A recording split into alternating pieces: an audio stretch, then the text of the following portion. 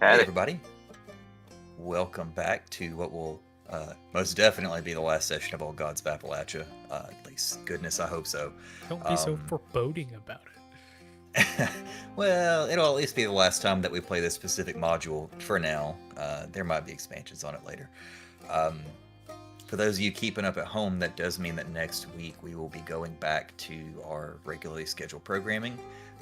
If you're watching this for the first time and you don't know what we normally stream, Old Gods is like a branch off of what we normally do. Normally we stream Dungeons & Dragons 5e. We are currently in the middle of a campaign offshoot that's a continuation of a previous campaign we ran called Tyranny of Flagons. So if that's your thing, you want to go pop over there and check it out. We will be live at the same time every week going forward, but playing Dungeons & Dragons for now. I'm going to keep the recap kindly short so we can jump right back into the business. Our group of merry adventurers really just tied up loose ends in town. Picked up a couple of supplies at the general store and things like that. They had a conversation with the man that looks like Bill Connors but is not Bill Connors. And he left a trinket for him that Dean decided to pick up. We don't know what it does yet, but it could do something.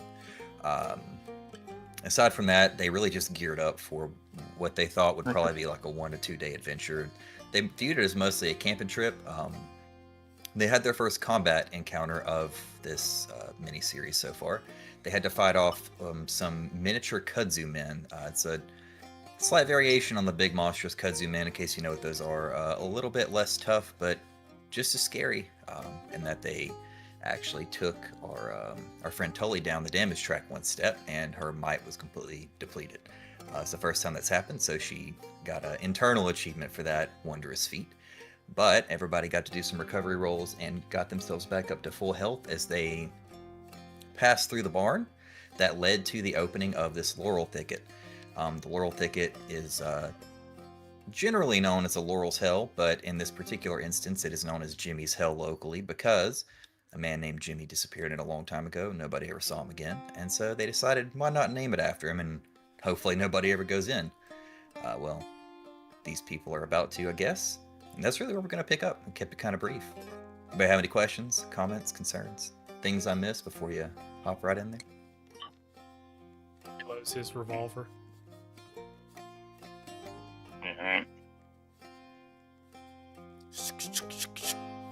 All right. Space is kind of large. Should have done this before session, but I'm going to make sure that you all can actually control your tokens. Of course you can't. No, we'll fix that now. I can move Roberts.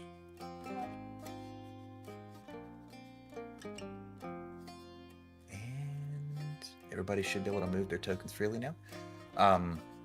Where you're sitting at, it looks like there is mostly one entryway in, and it's hard to see from this upper view. But what you're really staring at right now, I'll wait for they're right on top of each other. I'll wait for Robert to come back before I give this quick descriptor.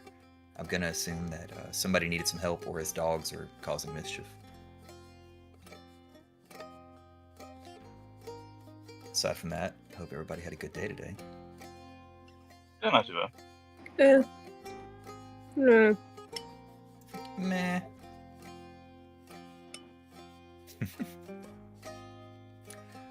Had to rush the cat to the emergency vet, so, could be better. Oh, that's unfortunate. It'd be that way. Welcome back. Hopefully nothing Sorry. too crazy happened. Just the dog. Being the dog. I knew it. I was like, is either the dogs or somebody needed help. Well, I hope your cat's That was one of the guesses. Yeah, that was the dog. It's fine. It's Oh yeah, she's okay now. She got medicine. Good. Sorry about that. So what you're looking at, on the map, the trails look kind of wide. There, in some parts, they'll be a little bit wider than others. The main entrance is about, 4 or 5 feet wide at most. The interesting thing is when you stare into it, behind you the sun's still up. It's thinking about setting, but it's not quite that low yet. I mean, you would guesstimate it's probably 2 or 3 o'clock in the afternoon. There are a bunch of trees and stuff behind you that might make it look a little bit darker than it is. But as you stare into this thicket, the first thing you notice is that the laurel trees create this canopy. It almost looks like fingery bones reaching out for each other. It's like a combination of both dead and alive branches are reaching across the top of this in a perfect archway and intertwining, wrapping around each other, creating this canopy. It looks dark in there. Darker than what it looks like behind you anyway. You can see little pockmarked streaks of light streaming through portions of the canopy above. beaming down onto the ground below you. But just based on this early entryway, it doesn't look like you're going to have a ton of light in here, but it's not going to be completely dark either.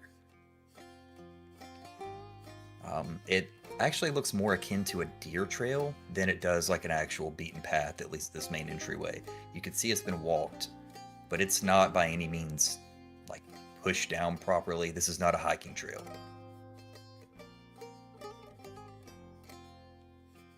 So Robert will take out a flashlight, which is something he got to start with, and he'll say, "Sheriff, you want me to go first, or do you want to take the lead?" He'll offer him the flashlight.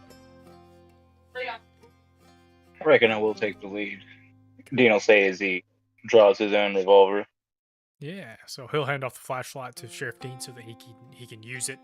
The idea being we don't want to put the person with the light in the back. It might, blind one of us. Miss Tully, would you like to walk between us? I reckon that's the safest place to be, so yeah. Such a Robert gentleman. we'll say Robert will stand behind, also drawing his revolver. And he's going to get at the ready. This place is Stack you only up a a little bit. fucked up. As you come through the first part, you can see that there's an immediate bend. And if anybody needs me to move them, definitely let me know. I'll let you guys kind of traverse through this. But the first part of it's going to go kind of quick, so don't sweat that way too much. As you get in, it looks like it does start to open up just a fuzz. Not a ton, but enough for you to feel a little more comfortable sort of stepping in and starting to traverse the space.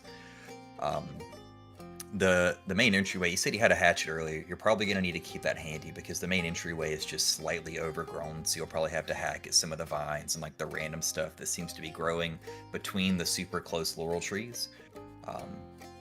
Not way too much, but just enough. Some light traverse. To keep it handy. I'll go ahead and... I wish that I had the, I don't know if it's like a pro thing or not, but I wish I had the flashlight thing you can use when you walk around. Oh, that would be cool. Dynamic lighting, yeah. Yeah. Subscription. I tried keep to... Bill's eyes open. Okay. You keep pushing on through a little bit. It looks like it takes a little bend off to your left. The way you guys will be facing is going to be mirrored out before it continues on a little ways. Okay. It does look like it's opened up just a bit. There are still pot marks of sunlight that are creeping through, but it looks a little more open in the canopy above you now, so the lighting's just slightly better.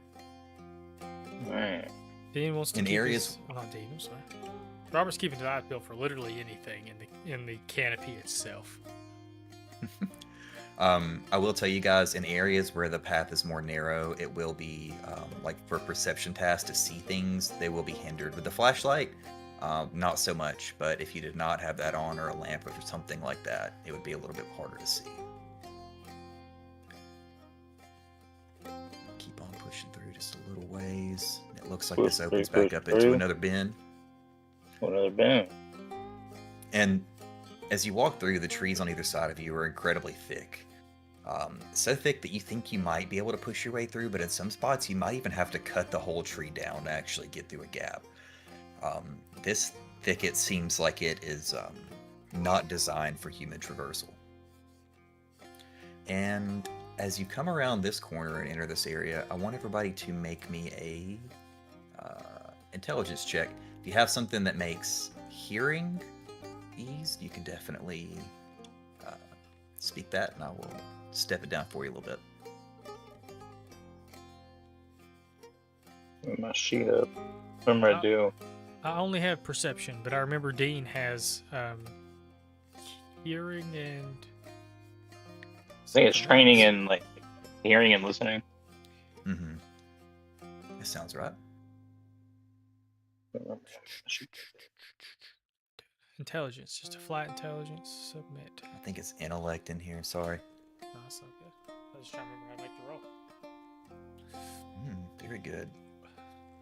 Tully knows what's up. Always.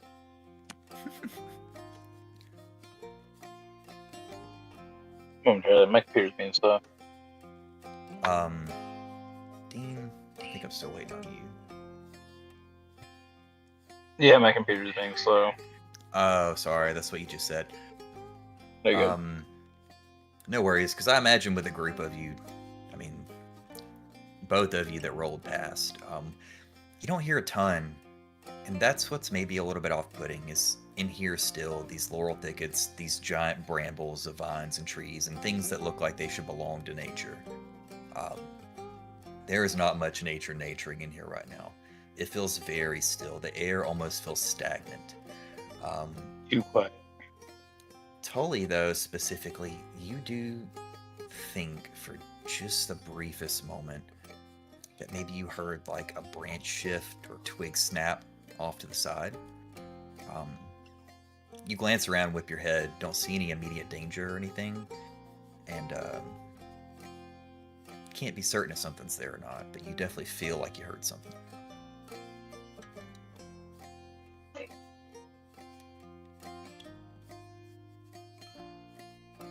Something the matter, Miss Tully?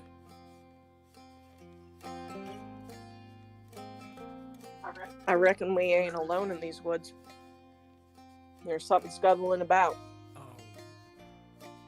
Oh joy. Dean will take a defensive stance.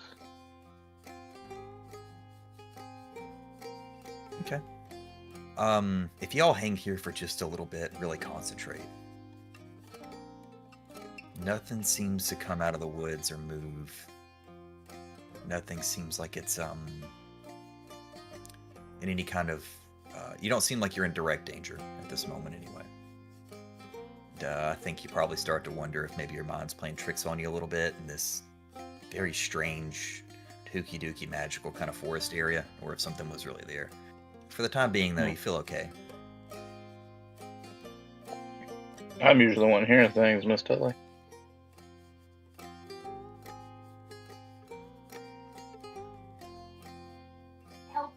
Don't get Well, I know there's something out there, even if we don't see it right away.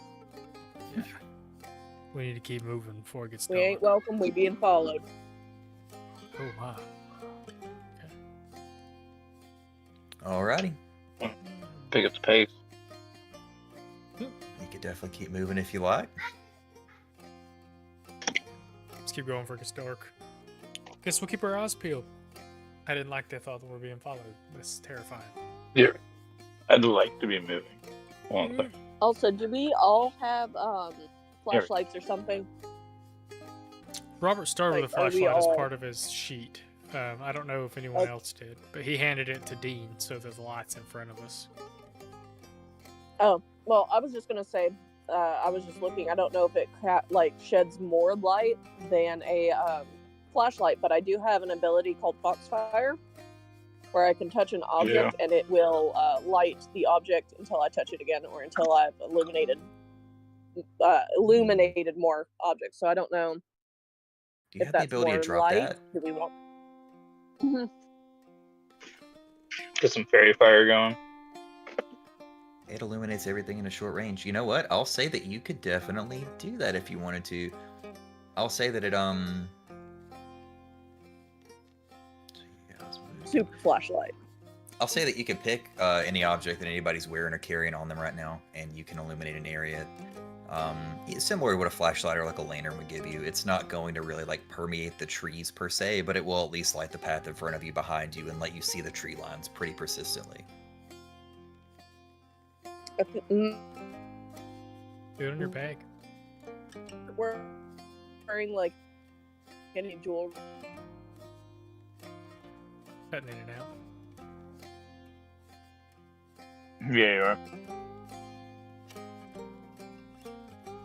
I think she was asking if anybody's wearing any jewelry or anything. Or if she's wearing. She could do it on her. I got my sheriff's badge. Yeah. I got my sheriff badge. Yeah, could do it. Well- on Sheriff, you could do it on like Robert's gun or his hat. You could do it on your own bag. Well, I was gonna give you something since Sheriff's leading with a light. Then I was gonna give you something in the back end. You could do his gun, So, because it'd be like out in front of him. You could also do his hat, and be kind of up above everybody. Except maybe. I think I'd Sheriff. do his hat because that would be more subtle. Just kind of tip his hat and tell him to be on guard. Yes, ma'am. Robert will keep an eye out behind them after Tully mentions being followed as they move forward. He's going to kind of turn and face that way so his light sheds that way. Which I think makes sense. And real quick, sorry about this, but I should have actually moved you guys. Oh my.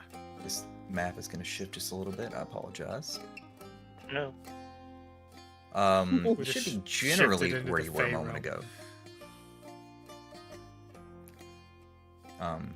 Or at least you guys are all caught up with Dean. As you all start to move forward, you hear, you don't even have to roll for this, you all now hear what sounds like the shifting of trees. It sounds, at first in the distance, it sounds like, I don't know, small crackles, like as if a deer or something was trying to creep through the woods. The sound grows both in size and in magnitude, and the longer that you dwell on it, the louder it is. It, you know, after probably about 30 seconds, it sounds like trees are actually being felled in the forest, like things are caving over, things are shifting. The odd thing is, though, that as you look around, nothing looks like it's moving, nothing's coming out of anywhere, but it is unsettling how much noise is going on around you, as if the forest itself is being collapsed. I'm in danger. But again, if you stand for just a bit, doesn't seem like you're in any immediate danger. Nothing actually seems to be moving around or towards you. Nothing's coming out of the trees themselves. But because two of you were still back there, if you were to spin around now that you have light behind you, specifically Robert, because you were in the back of the group earlier, you would notice that the path that you walked into earlier does not exist anymore. The laurel thicket has closed itself in around you, and it does not seem that there is any immediate exit at this point.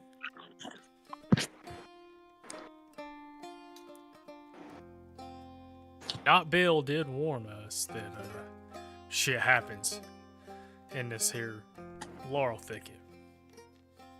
Reckon maybe something can make that happen or make it unhappen. Guess we gotta find our tree now, friends. Yeah, I reckon we're committed. Sooner the better, it seems. And now that you mention that out loud, and you notice that the path behind you is closed up, Tully, can you make me another intellect roll?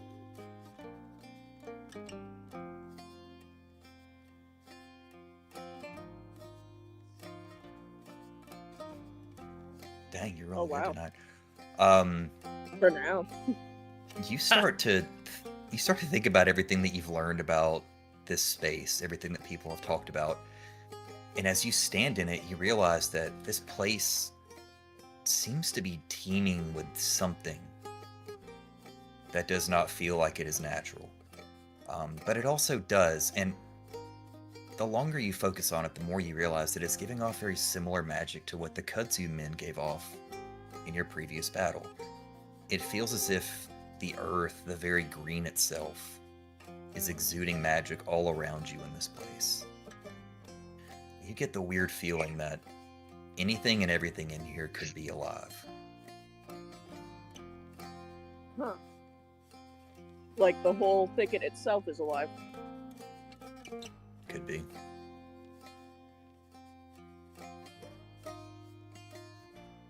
Alrighty. We marching on? I'm marching on. Ain't nothing I can do about it now. The mountain's almost worse. March Right, on you so- shall. Not only do we have to find a tree, but now we gotta find a whole thicket. Wonderful. Never a boring day with you, Sheriff. From where you guys For are me, at, Robert, you that's a can compliment. see Sorry. It looks like it does continue forward and sort of spiral around us a little bit off to your character's left. Let's go. I'm ready. Kevin's ready. Robert's more ready than Kevin is. Now I think about it.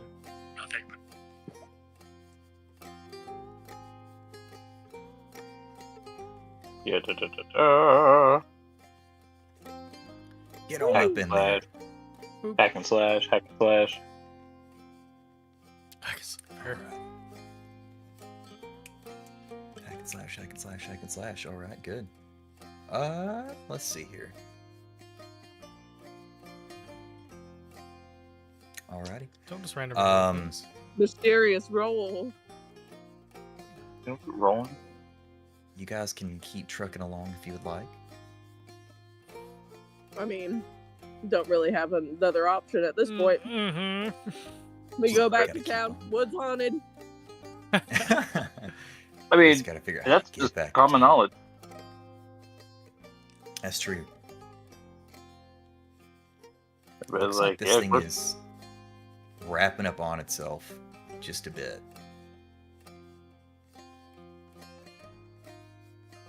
And as you all step up to the next area and around this corner, I'm gonna do it this way.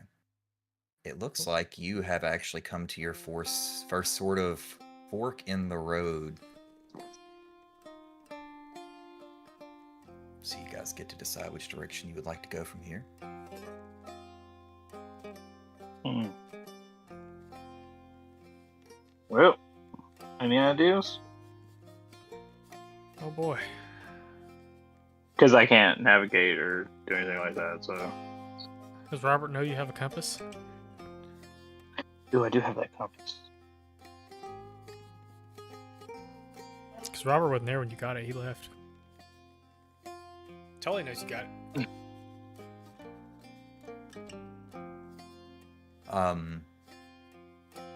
Are you gonna pull it out? Absolutely. Let's try to get a heading. Okay. Whip it out, buddy. You pull the compass out, and it is, now that you really examine it, it's very golden. What's interesting to you is that the needle that should be pointing north does not seem to be pointing in any one singular direction consistently.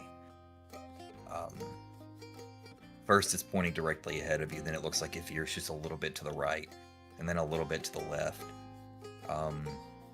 You're not sure if the compass is busted or what its purpose is, but you know what? Actually, you can make me an intellect roll.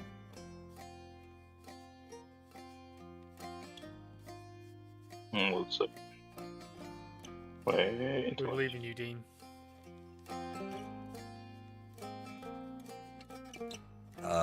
Best you could tell, compass is just broken. It doesn't seem to work the way that you think a compass should be working. The other thing that you think is interesting is you guys aren't good at navigation, but you knew like the sun was to your back when you walked in. You also know basic stuff. Sun rises in the east and sets in the west. That should be the west.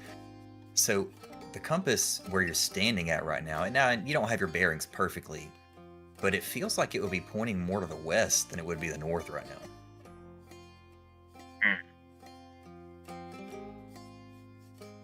I convey that to the group, but things seem to be a little wonky in this thicket. Where on earth did you get a compass? Anyway, if you think west is the way to go, we'll follow your lead, Sheriff. Worst case, we double back, I guess. Alright. It's not like we're on a time limit here. Does anybody have anything that we can lay down here to mark our path? You know, shiny stones, Dark Souls style.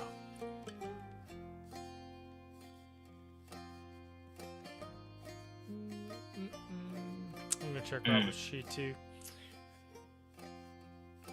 Drop some cookies. I got one. So that Dean will pull a cigarette out of his pack and like rip a third of it off and drop it down. Okay. A trail of cigarettes. It's not the worst idea. It's not. Yeah. Let's see what I've got in here. What we got? I do not have much of anything that's going to be good for that. I'll also Alright. remind you guys, I mean, you have knives. Ooh. You could always try to Mhm. carve arrows into things, into the ground, into a tree. I'm afraid carving also- into that fucking thicket. Dean does have a notepad and a pen on his personal inventory, so he'll probably try to make like a rudimentary map as they go. That's a good idea. I imagine even worst case scenario, you could at least be like, okay, well, I know that we took a bend this way, and start to draw like a squiggly line for where you guys have been and where you think you're going. Check my travel pack real fast. Where'd it go? That's where my flashlight came from. I got 3 spikes. I don't know what those are for, but I like your cigarette idea. It'll last us longer. You gotta stop rolling shit. Let's go west, Sheriff. 20 times 3, that's 60. Now the real question is, you going west the way the compass is pointing straight up, or you going west the way you think your bearing should be to the left?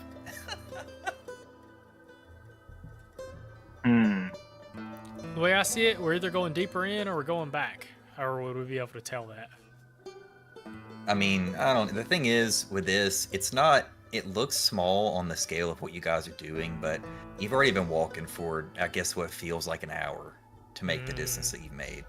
Well, this thing is giant. Time does not seem to be easy to read in here, the way the light permeates the trees, because there's not a lot of it.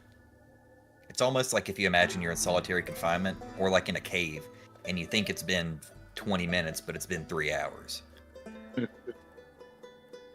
Point being, this compass looks busted, so I'm not following the needle, so I'm gonna go where I think west should be. So I'm gonna go to the left. Okie dokie. You go to the left. And as you do, you see what looks Damn like fake a demon bill. You see what looks like a it's like a bramble of thorns and vines reaching across from tree to tree. It looks almost like a web, but not like any kind of spider web you've ever seen. It just looks like this path has not been used a lot by anything that might wander through here, and over time, the creeping what's that vine called? Virginia creeper, is sort of interloping itself across the laurel thicket across this pathway. And looks like you're walking right about into it. Looks like it. Well, my first instinct would be just to keep trying to trailblaze through it. Okay. As you do, you feel a little bit of resistance, and then one of the vines wraps around your hatchet, Oop. and it pulls just a little bit.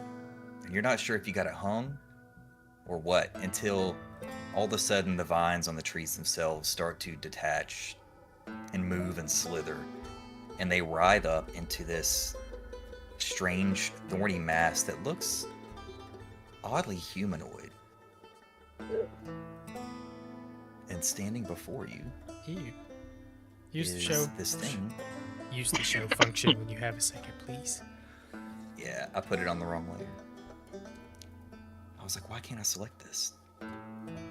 Is this thing that looks not necessarily menacing, but it's just like a conglomeration of vines and leaves and twigs and branches that have formed it up into this very human shape. But you do notice that the gauntlet, the maul that's on its hand, looks like razor blades. It is just nothing but thick, long, pointy spears, essentially, on the end of its hand. And Dean, you are standing face to face with it as it forms up. I'll let you make a might check to see if you can snatch the hatchet back out of what is now its body. Let me try. Let me just instinctively. At least for the moment, it does not seem that you have successfully taken it from it. And with that note, I will need you guys to roll initiative. Ah! Oh no.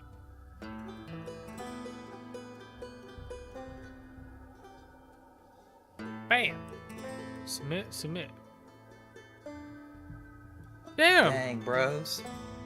Barb brought the nat 20 juice tonight. I did, and I've already used up like all the ones I'm gonna roll. I'm gonna be rolling shit from here on out. Babe, I think Barb. every roll you made's been green. Good for you. But say Barb said, I came here to roll nat 20s and suck ass, and I'm all out of nat 20s. Yep. I believe in you. I think you'll be okay. Your Alright, light ability Dean, I is think cool. I need a roll from you. Uno momento. I'm scared. Oh, it still has these other things on here. Oh, I can't move. I can't move Robert's token when you get him up. Oh. Let me fix I was about that to right say tonight's session brought to you by, but I don't think I can plug actual beers on the air, so I won't. quick. Brought to you by some beer. Redacted. See notes later. Alright. Robert rolled a 12. Not high enough. Totally rolled an 18.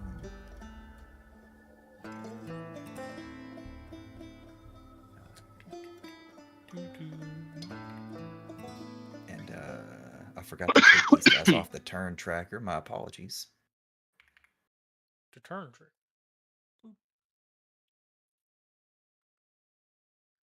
It looks like Tully gets to go first. Oh boy. Can We I only use my see- knife to try and help free Sheriff's weapon? Wait, can you not see the turn tracker? We see the turn tracker. Oh, this is the wrong person. We see the turn tracker, but I only see their token on it. Oh, you don't see the numbers? No, like I only see. We I don't don't see see our ours. characters. Yeah, we don't see us on the turn tracker. I'm getting Oh, a screen clip. oh, I know why. Sorry, everybody. It's okay. Also, this thing freaks me out.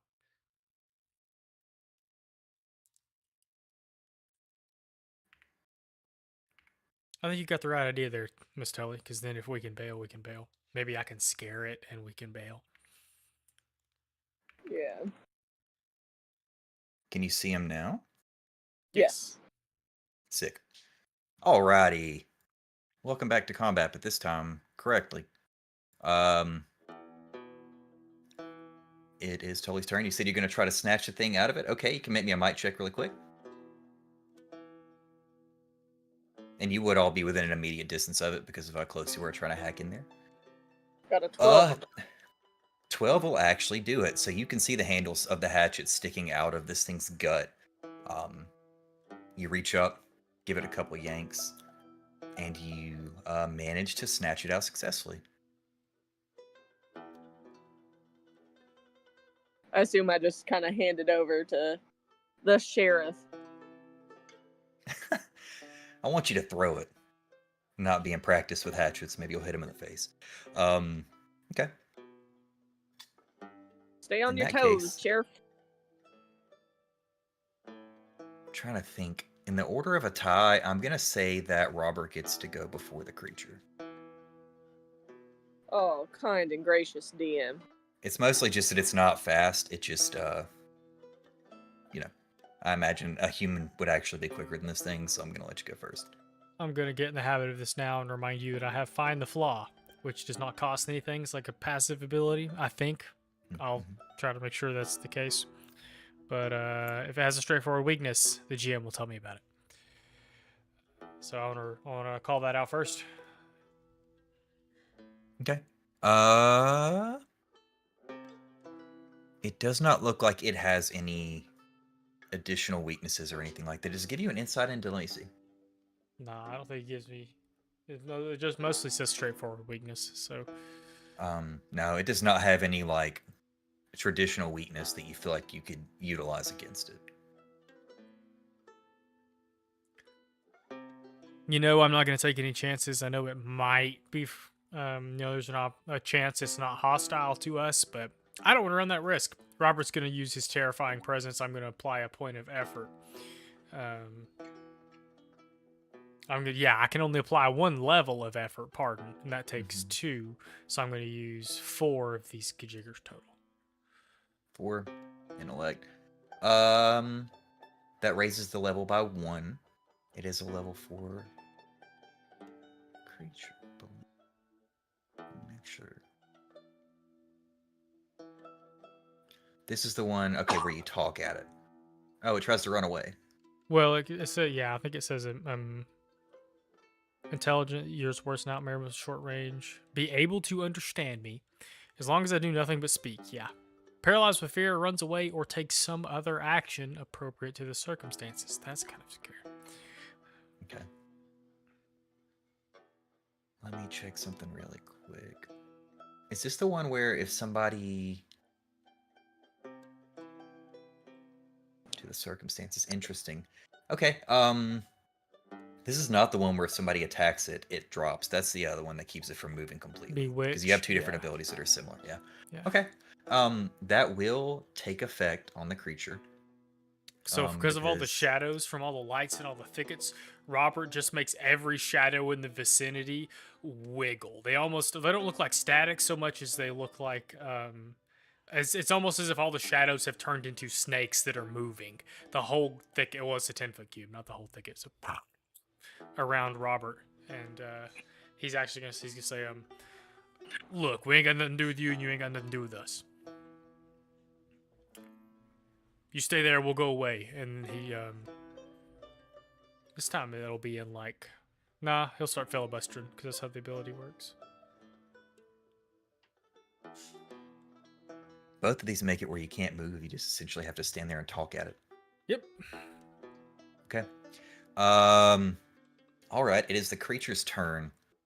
It's paralyzed with fear. It could run away, or it could take some other action that is appropriate to the circumstances. What I think it's going to do is it's going to try to like back up towards the laurel thicket because its back is sort of right up against the sides of the trees. And then it is going to let out this ear-shattering screech, something that a plant does not seem like it could make. But the sound pierces into your brains in a way that almost puts you on your knees. And I need everyone to make an intellect defense roll.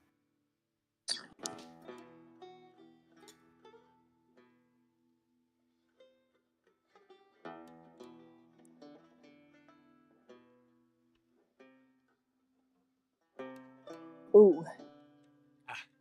I'm scared. I feel like that's a very appropriate action to the situation. That's actually funny. Robert, you are the only one who passes. As a result of that, it's almost like it reads into what you are doing to it and tries to turn the tables on you. It essentially, what it does is it emanates a terrifying presence of its own, and as a result of that, anybody who failed the save is forced to use their next turn trembling in fear and cannot take any action other than that or moving away from it. Well, I mean, I wanted to move away from it anyway, so let's go. Y'all bail This is while I got it locked down. I think that's the Y'all move. just have a screaming match at each other while we get out of here. Yeah. I agree. I think it's a good plan. The best plan. It's actually hilarious that this is in like an actual written and innate ability of the creature, and you use something similar on it. Robert, it's like 2 cobras opening their hoods. Who's scarier? Mm-hmm. Or peacocks. Okay. I guess lots of animals.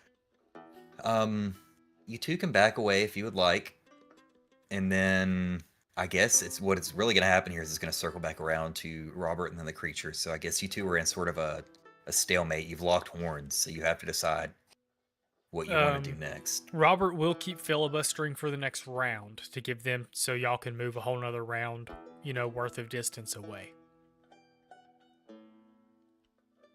Want to make sure y'all get your distance before he kind of cuts and runs. Movement was it?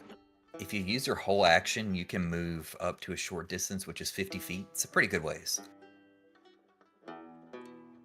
Oh, that is really good, yeah. I mean, that moves you like essentially back out of the bend. You guys just went around back into the open space where you sort of chose whether you wanted to go left or up. Yep. Way the fuck over here. Okay. Come along, Sheriff.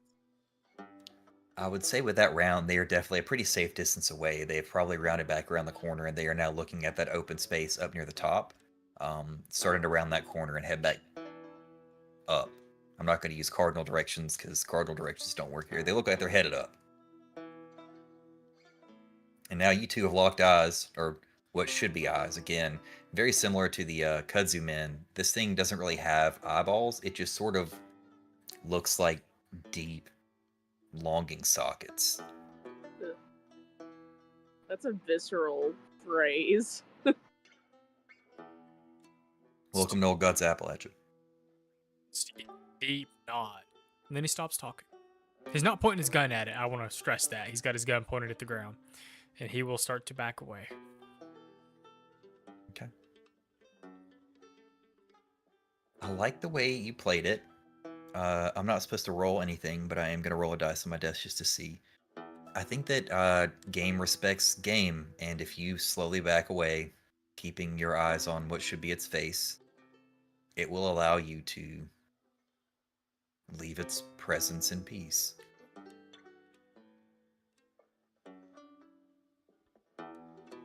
Good job, I guess. Robert visibly deflates when he gets back to them. He's like, oh.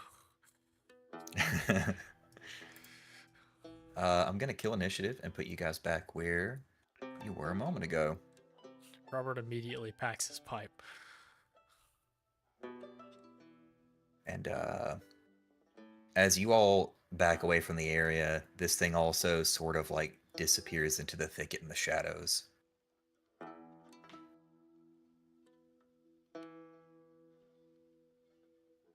Perfect. Agree. Is that All right. that's what's on Sheriff's map? No. Yeah, there we go. Oh, okay. Yeah, we're gonna make some notches into the ground like some big old X's. If we get turned around, not here. So, yeah, sprinkle some fucking salt across that fucking pathway. All right. Ugh. I'm stressed. Looks like It was stressy. Looks like you're headed up. Oh boy, here we go. See what newfound horrors await us. Robert, like, chain smokes a bowl of tobacco, you know, like out of his pipe. Yeah, he stress smokes for a minute. Tully's As you just got 2 cigarettes hanging out of her mouth. 2 for 1. We're double fisting cigarettes. I love this. Okay. Well, I'm having fun. Carry on, my wayward sons. Onward and upward. I'm going to go ahead and clear out some space just to make this faster. It looks like you have reached another fork in the trees. Sheriff, could I see that compass for a second?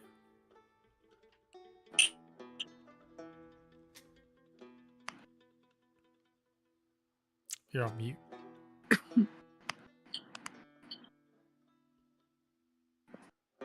Snatch away. Oh, I am. Well, I was going to say the sheriff kind of silently tosses it over to him. Robert wants to take a look at that there compass. He'll come up, you know, to the front here, sort of, and see if he can discern if it's pointing down one path or another. Okay. It does actually look like the needle on the compass has changed directions. Right now, it looks like it is pointing down. Right now? I don't like to hear that. You know what, let's try this time. He'll hand the compass back to Dean, and wait here just a moment. He's gonna stow his 38 so that the light... Oh, it's his hat. He's gonna put his hat, like, on Tully, because Dean already has a hat. And then he's going to try to sneak forward to get a look at what's going on down this pathway here. Okay. You sneak, you snuck, and as you start to move down, that's eased. So, okay, that's pretty good. It looks like it does move down. The path gets just a little bit narrow before it looks like it opens back up just a ways beyond. No, hang on, Sheriff. He's sleuthing ahead, so we don't trigger nothing. Man, that's a longer pathway than I was expecting. Robert will double back, take his hat off Tully's head, and put it back on his head, and say, looks like it goes a little deeper in. We can. It looks clear. We can go that way, or we can check this path over here."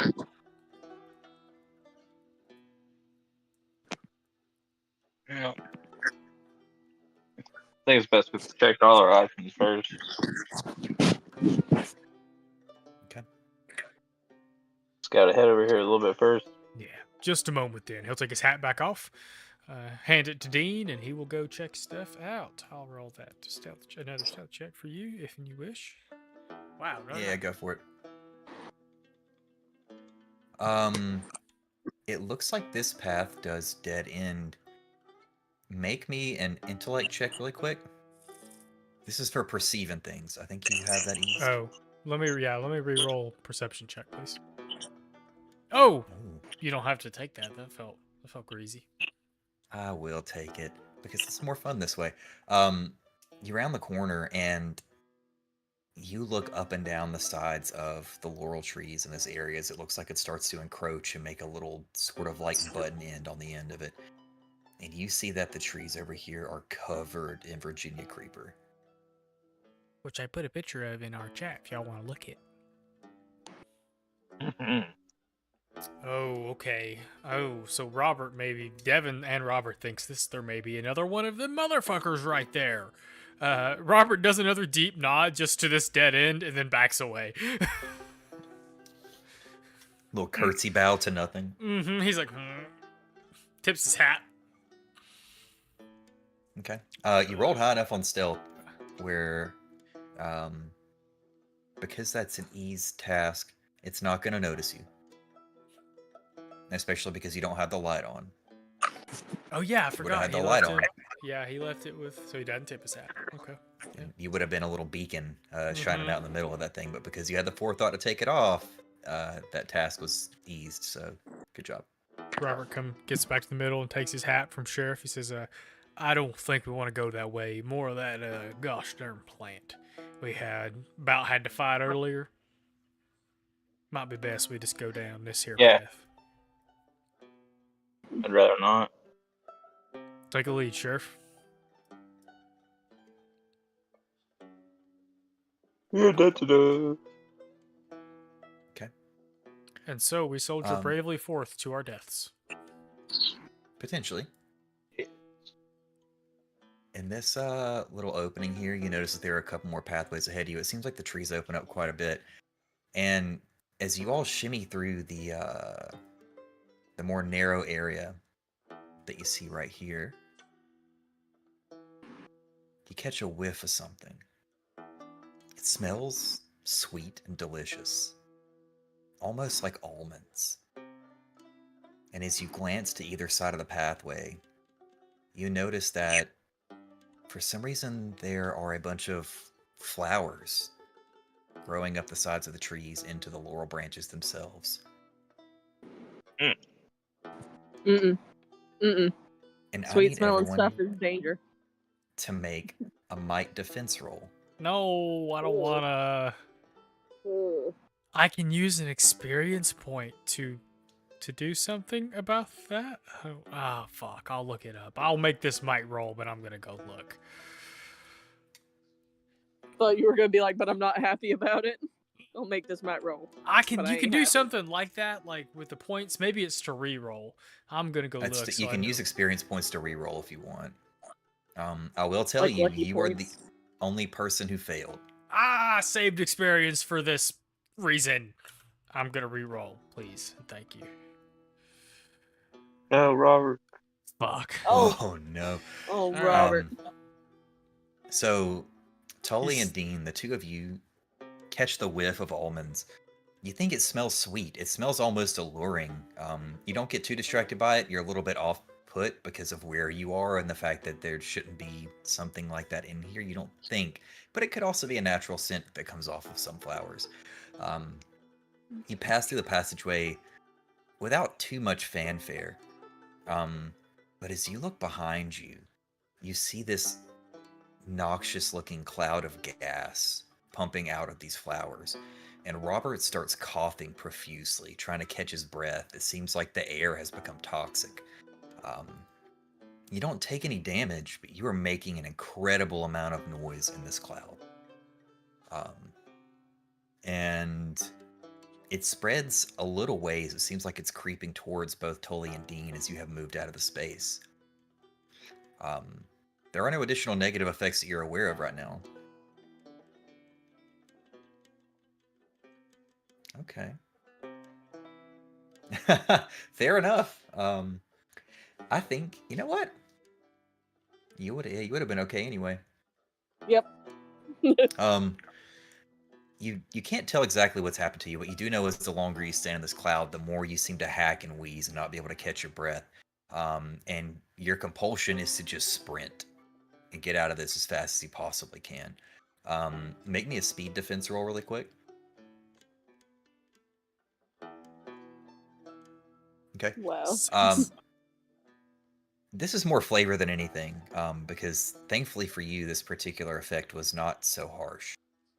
But as you do sprint as fast as you can, there are a bunch of like vines and moss and slippery bits, and you do trip over a rock and sort of fall and skid through the dirt and the mud a little bit and bang yourself up slightly. I'm not going to make you take any damage for that, but you know that you just made the most noise anything has made, except for the sounds of trees crashing when you first entered in this entire space. And that makes you feel a little uncomfortable. Robert, I reckon that's why you ain't settled down, son. You always wear 2 left feet, Robert. That is the reason I had to make a living using my tongue and not my feet. Robert will drag himself. Get up. Achievement? Question mark. How to make a living using your tongue, huh? While you're laying down there, go ahead and make me a perception roll. Oh no, I'm scared. Oof. Wow. Oof. Yikes. Even ease a step. You don't notice much. Seems like you're just laying in the mud and the dirt, not a ton going on. Robert's gonna get his ass up and be glad he's not wearing a suit. Offer a hand to him, help him up. Robert's not that proud. He would accept your hand up. But he's gonna he's gonna soothe himself as he moves back to the back of the line by thinking about the town hall.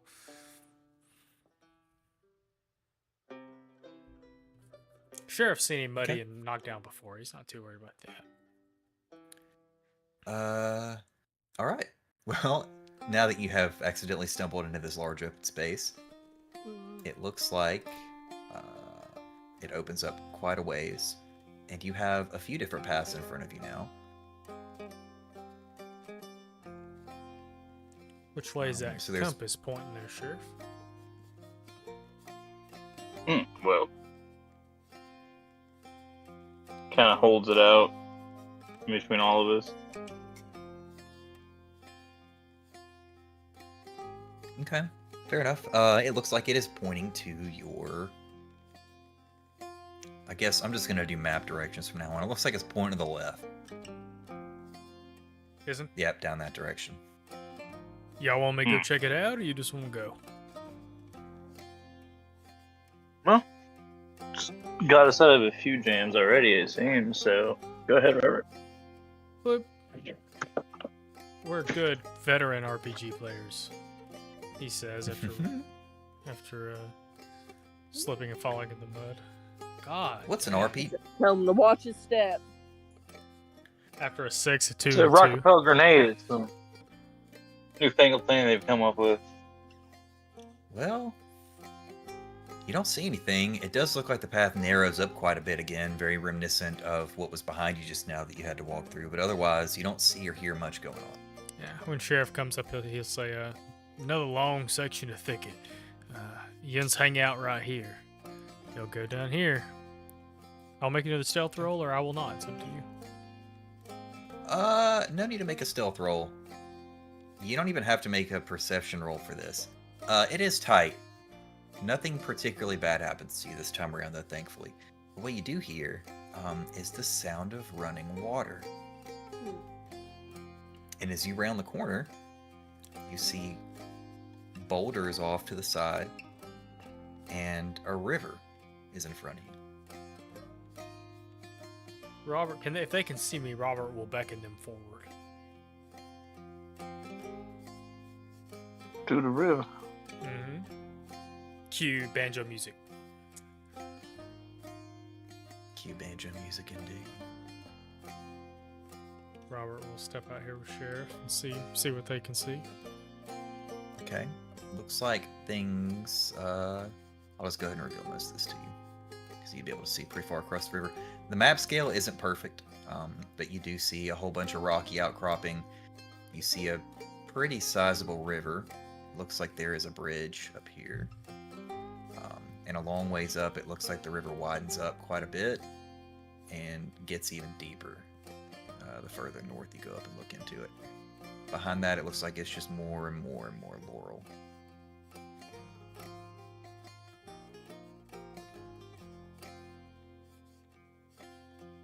Hmm. Dang.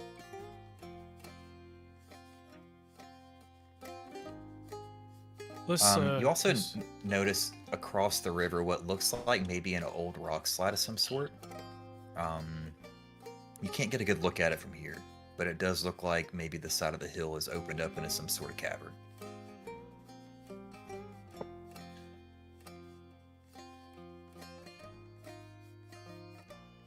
Take another look at that compass there, Sheriff. What does it say? You guys look at it this time, and I'll actually use pointy bits. And it looks like it's pointing this direction, but it also looks like it's pointing this direction. It's kind of like waggling. Look at the waggly. Yeah, when he sees that, if Robert picks it up, does it stop? Does it waggle any different? Does it stop if he takes it out of Sheriff's hands and holds it? As you spin around and look at it, no. It seems like it's doing the exact same thing. It seems like, based on how you've read it so far, it looks like it is pointing back here, but it also looks like it sort of shifts back this direction and can't decide exactly where it wants to point. Had to make sure it wasn't a Jack Sparrow compass. That'd be fun. Yeah, right. What you think? Hmm. Well, I ain't taking no chances crossing that river and having the river jump up and bite me, so I reckon we should just stay along this path. I had similar thoughts. I'm inclined to go with Tully on that one. Wise words, Miss Tully. Take a lead, Mr. Dean. Sheriff, as he probably would say. S-H-E-R-F, Sheriff. Sure. I will say, as you approach the water, it does look very pristine. Looks like some of the cleanest water you've seen in this area. That's a trap. Could be. Yeah, it's not good. See which way we're My going, favorite guys. part of this is anything could be a trap or not, and you guys don't know. And I can tell that you're a little uncomfortable deciding. Ain't drinking no spooky water. Okay. So you're not going to go check out the cave. You're going to instead head towards this rock outcropping, huh? Okay, yeah. I'm kind of afraid of the cave. I'm not gonna lie to you, Robert. That's Robert's nope. Yeah. Okay. Like Devin Okay. with deep water, nope. Alright. Fine by me. Don't tempt Looks us. like there's a very small gap between the boulders and the rocks in this outcropping that might be just big enough for you guys to turn sideways and shimmy through. Shimmy, shimmy. Here we go. Shimmy, I'll shimmy. be extra careful not to shimmy against a boulder just in case it comes to life too. Everyone go ahead and make me a speed roll. No. Eat, bro. Man, if I have the roll 20 curse, if Robert has the roll 20 curse, I'll die. Better you than me. Ah. The rest of you did okay. Main thing is this.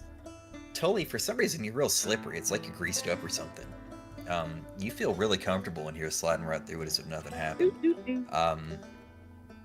Dean was going through first. It's a little bit tougher for you.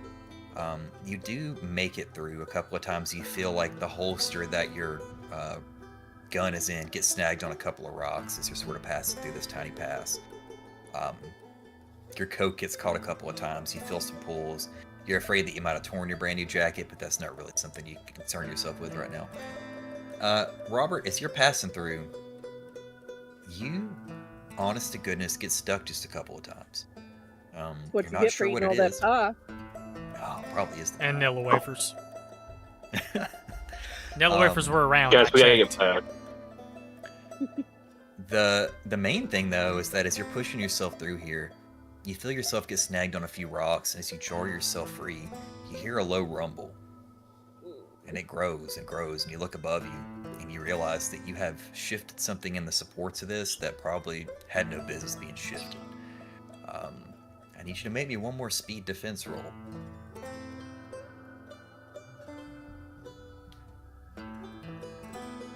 Okay.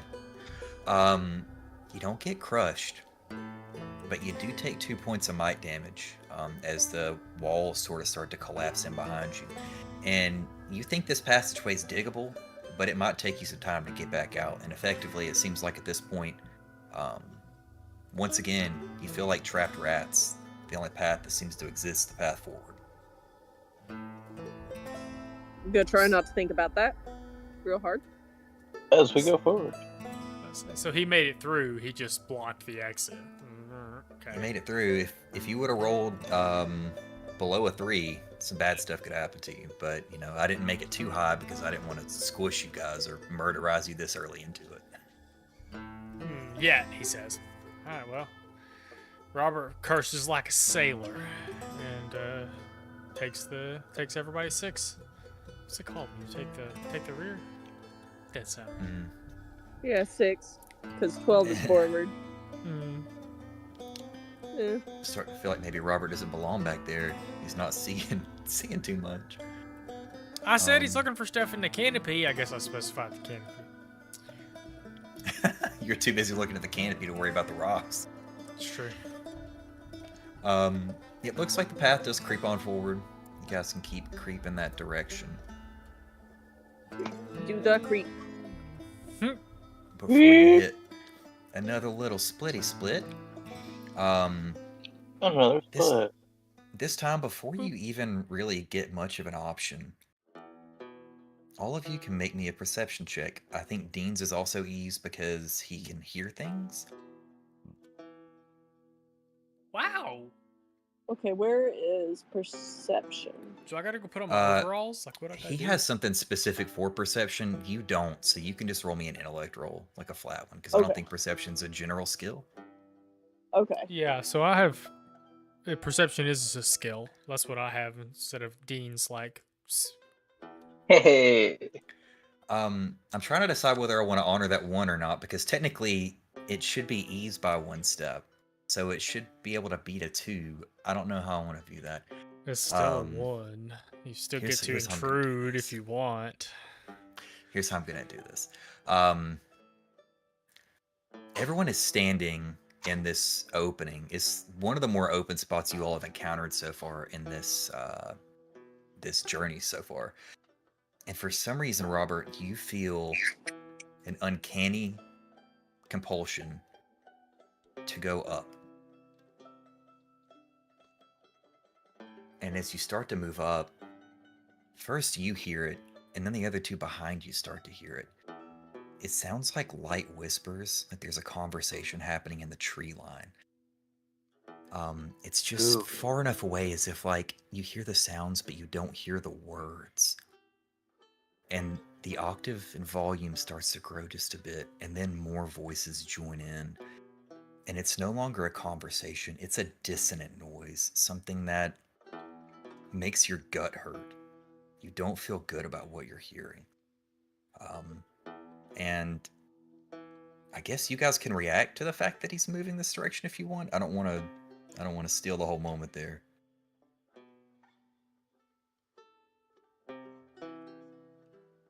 But you What's definitely something all that hear the catches sound. Robert?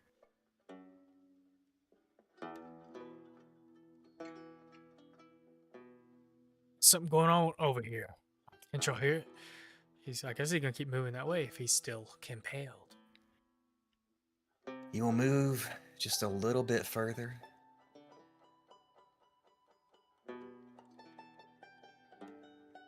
And right about there,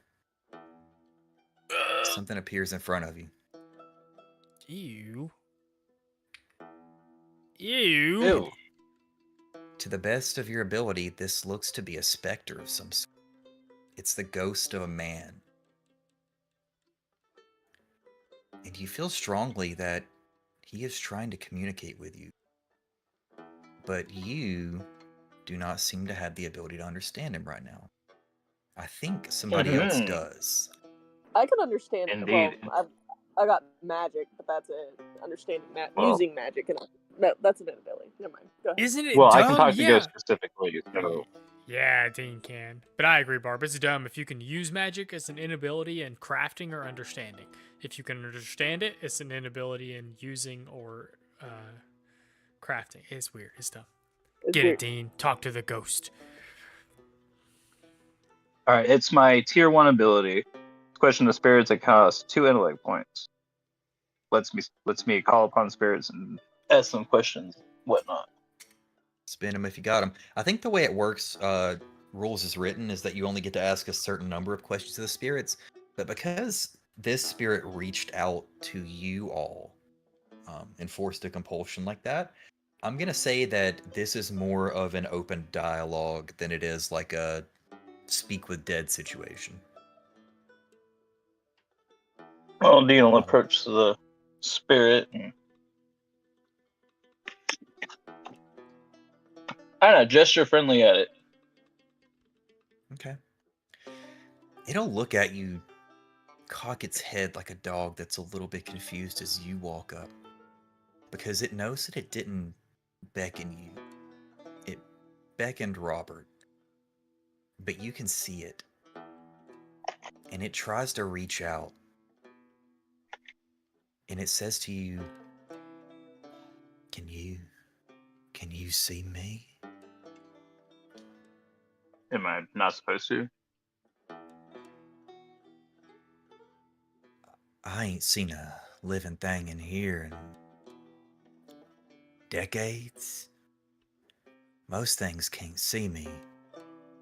Most time when I try to reach out, I get nothing back. What's more puzzling is that the ones that can see me usually can't speak. But you seem to understand me just fine. I'm no stranger to those on the other side, if you catch my drift.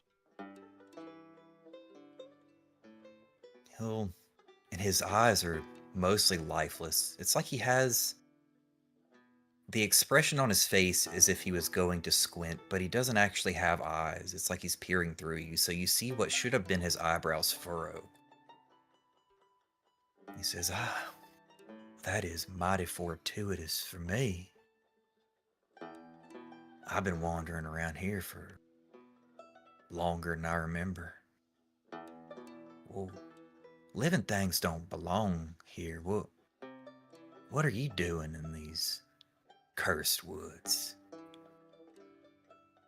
Well, it seems that something leaked out of this here thicket into the nearby town. We're here to investigate. What is your name, apparition?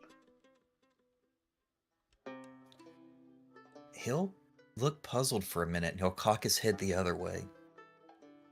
And he'll say, maybe it's been so long since I passed. I rightfully don't know.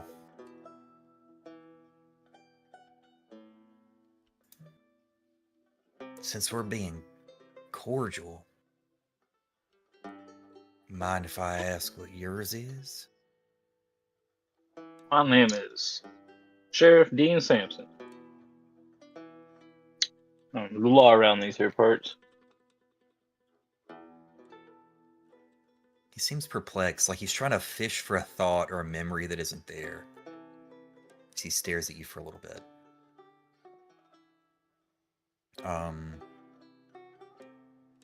And then he'll look at you and say, You You lost? Most that wandered through are. Well, I'm not as found as I'd like to be, but I wouldn't say we're lost. Not as lost as you seem to be, friend.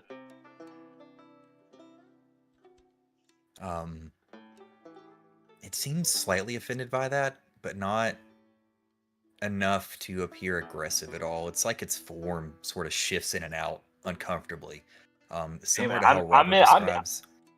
I'm in my body. All right, I don't know what you're talking about.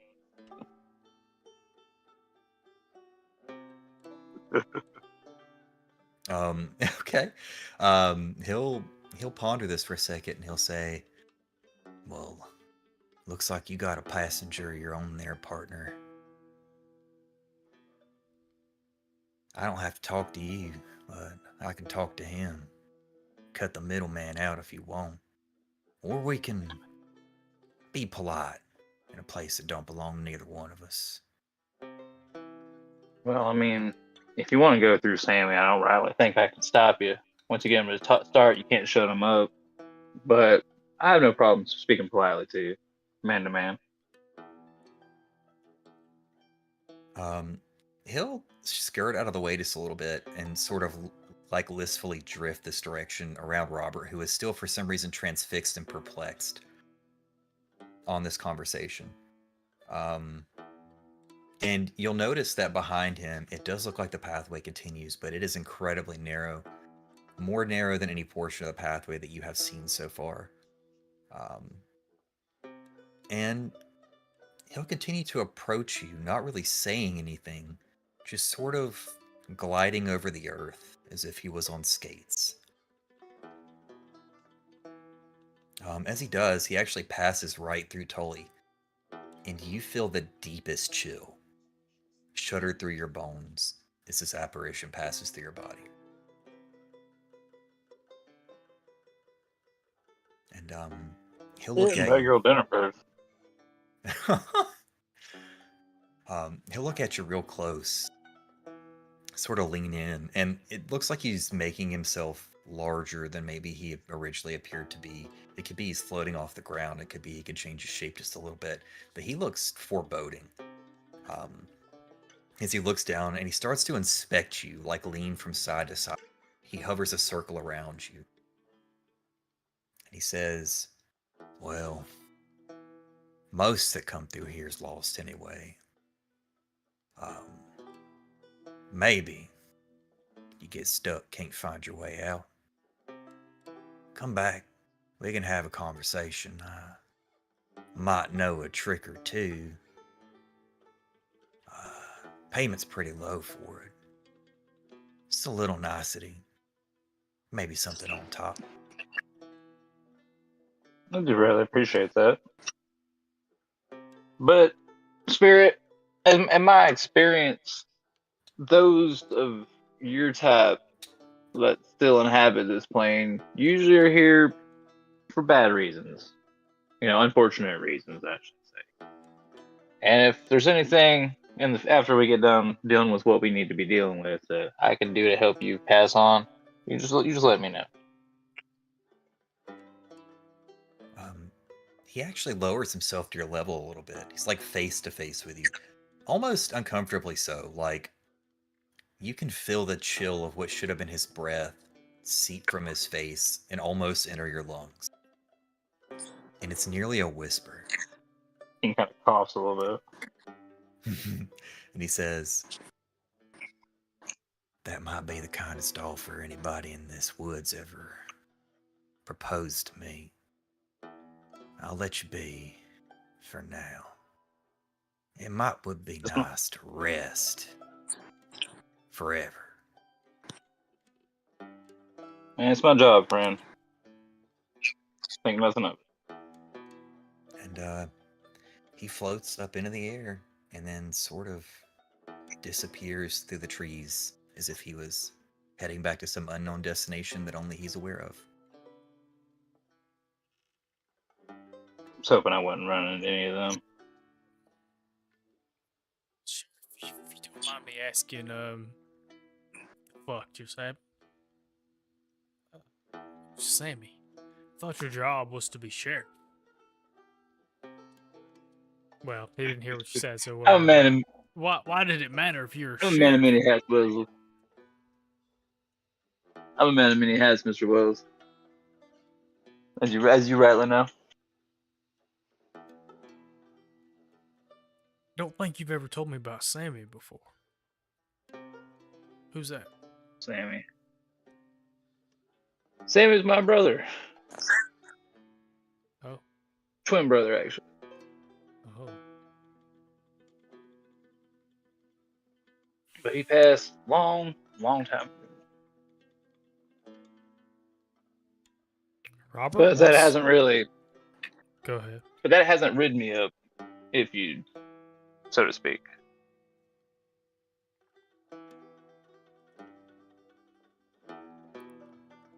And Robert says this ironically. He says, "I think we all carry around ghosts of our past, Sheriff." But he, you know, like I said, says it ironically. He also wants to look at Tully. He wants to watch Tully to try to glean if she already knew this or not.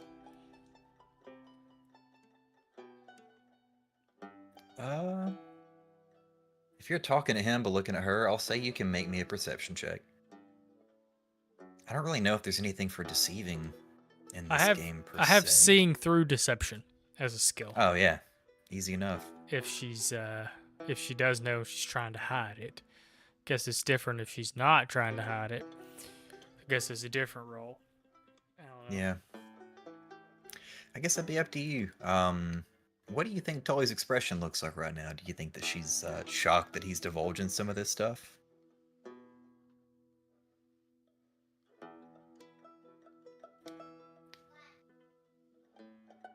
Tully. Maybe. Oh, sorry. One more time. Do you think that Tully is shocked that Dean is divulging sort of his twin brother's ghost being part of him, and Robert's trying to determine if you would have already known this based on your facial expression. So you try to hide something? You gonna just outright say something? I don't think Tully would have known. She probably didn't know. There's no reason for her to know. But given like all the magical run-ins she's had in town with like, I guess everybody just kind of, everybody's weird in this town. It doesn't like shock her. Like surprise, but not shock. I think that makes sense. Folks that can talk to ghosts are seen as a little untrustworthy, so try to keep it close to the chest, so to speak. I always kind of wondered why your shadow looked funny, Sheriff. But Robert won't say any more than that. Because Robert's one to talk about his weird ass shadows. Spoiler alert, Robert has seen the same kind of thing Odessa has seen in his shadow. That's one of Robert's, like, kind of his actual, for those of you wanting to learn the system, there's like character hooks that you roll when you start your character. That was Robert's. He can see shadows around another character. So Robert has seen a similar thing that Odessa has seen around Sheriff.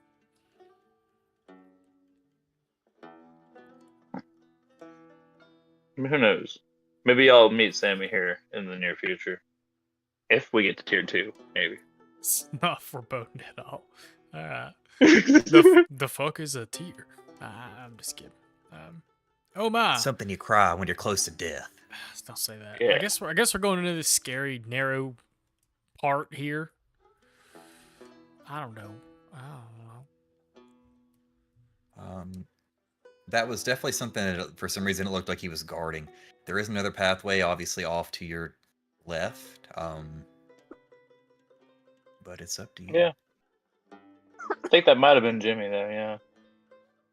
No, that wasn't Jimmy. Oh, don't say that like that. Mm.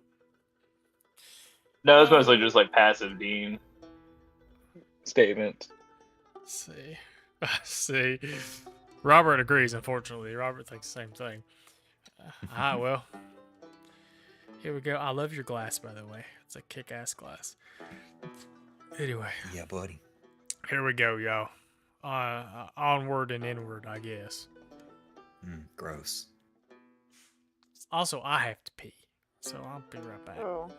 Sorry. Okay. Make it snappy. We'll probably take a break here in a minute anyway. I won't tell you how close you're getting, but I'll tell you you're a lot closer than you were a long time ago. Yeah. That's all we That's, I can. thought. Sorry.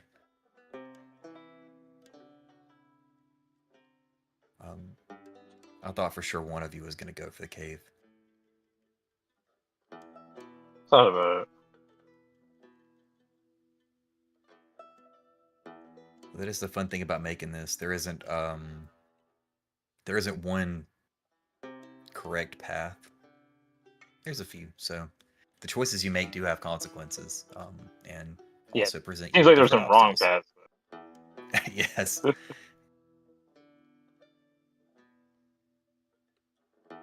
Yeah, I'm liking this thicket map though. It's pretty cool. Oh, I'll go ahead and plug this now while we're here. This is based on a map that came in the book, but the map that was in the book was very zoomed out and not particularly detailed.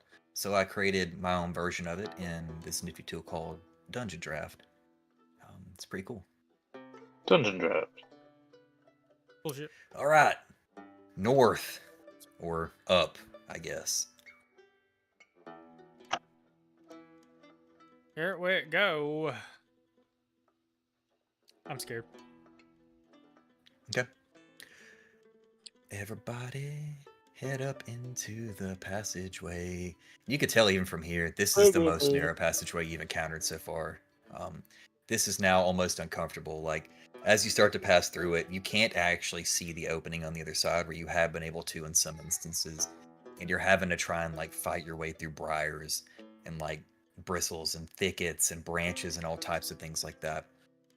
And oddly, the further you walk in, the smaller and smaller and smaller the space seems to look.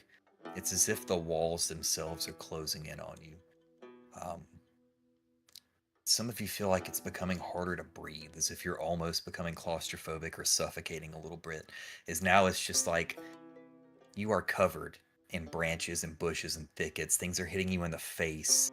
The light itself almost appears to be getting snuffed out. And I need everyone to make me an intellect defense roll.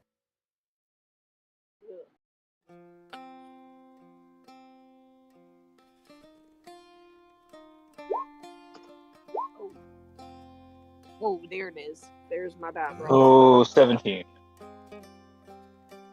Two of you failed. You are going to take 2 points of intellect damage, bypassing armor directly to intellect, as claustrophobia starts to kick in, and you feel like the actual trees themselves are closing in and trying to suffocate you. You are not certain how real or unreal this is, but you do know that it is incredibly uncomfortable, to the point where you can almost feel pressure on your ribs and your chest and your arms, as if you were actually being crushed to death by the laurel thicket, before you see just the smallest glimmer of opening peer out of the other side and begin to escape what feels like would have been your coffin.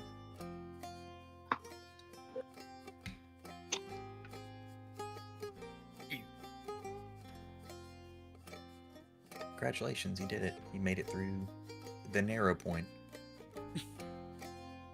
Official canon name. I reckon I can't give you no more trouble about them pies, seeing as I had trouble through that one too.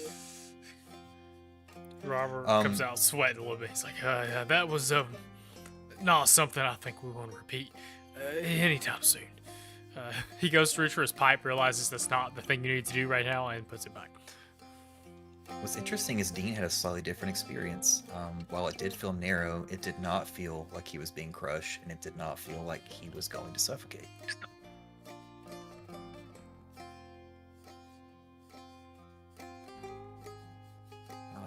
And as you all round the corner, you do come up upon yet another passageway forward and to the left.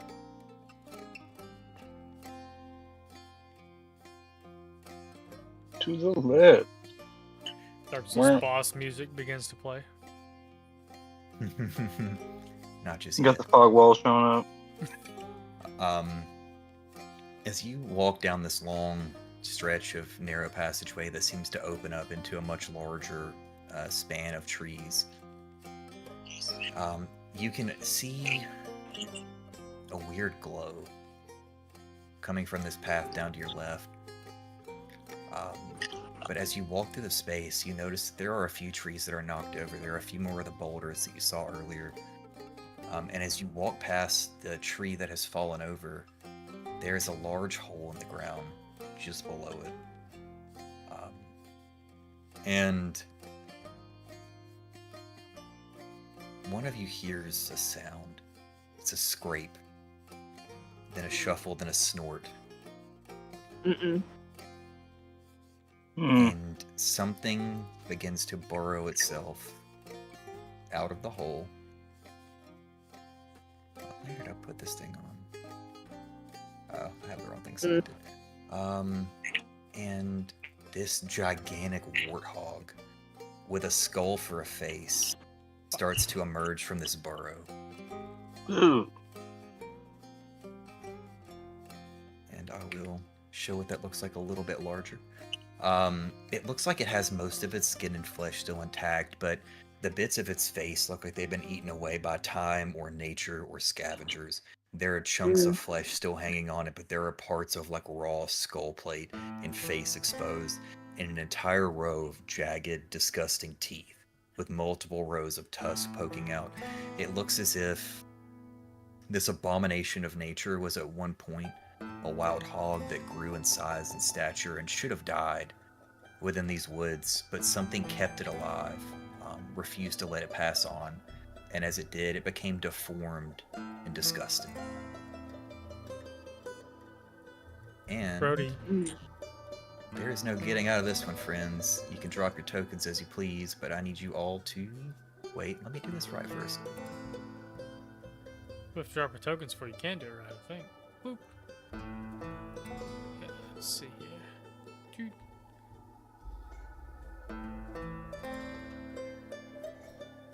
At least you're in control this time. Don't worry, guys. One day I'll understand how this GM thing works. It is a continuous mystery to all creation.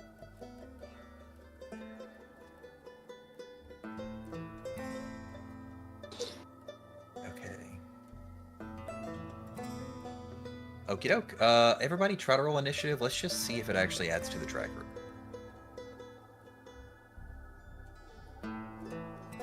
Nice.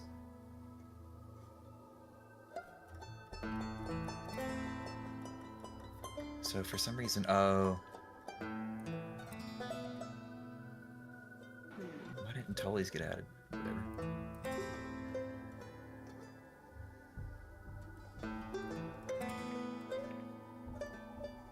Beans didn't get added either. That's alright.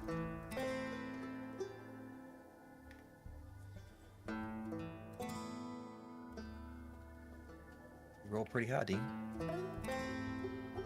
Which is fortuitous. You get to go first, followed by this thing. It appears to have climbed out of a burrow and refused to die.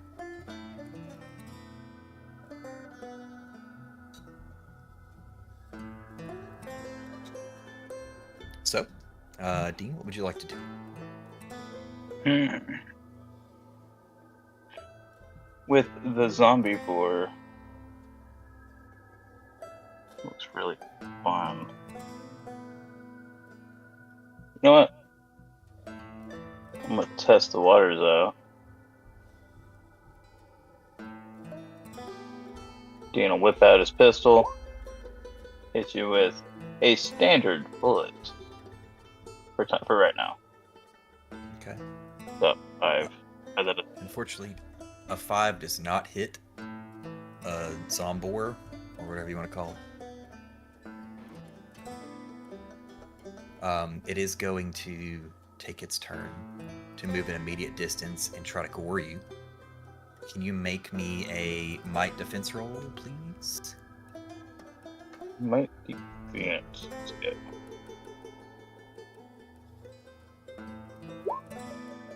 Oh, Woo! man. With a nat 20, I think typically major and minor effects only occur if you're the attacker. I'm going to say, though, that because you rolled a nat 20, and it's just more fun if cool things get to happen, you can sidestep it just a bit. And because it did not anticipate your speed or your ability, it actually stumbles on itself a little bit and falls prone, I guess is what it would be. That doesn't really net you any particular advantage against it or anything, but that does mean that its immediate distance is cut in half for the next turn. So,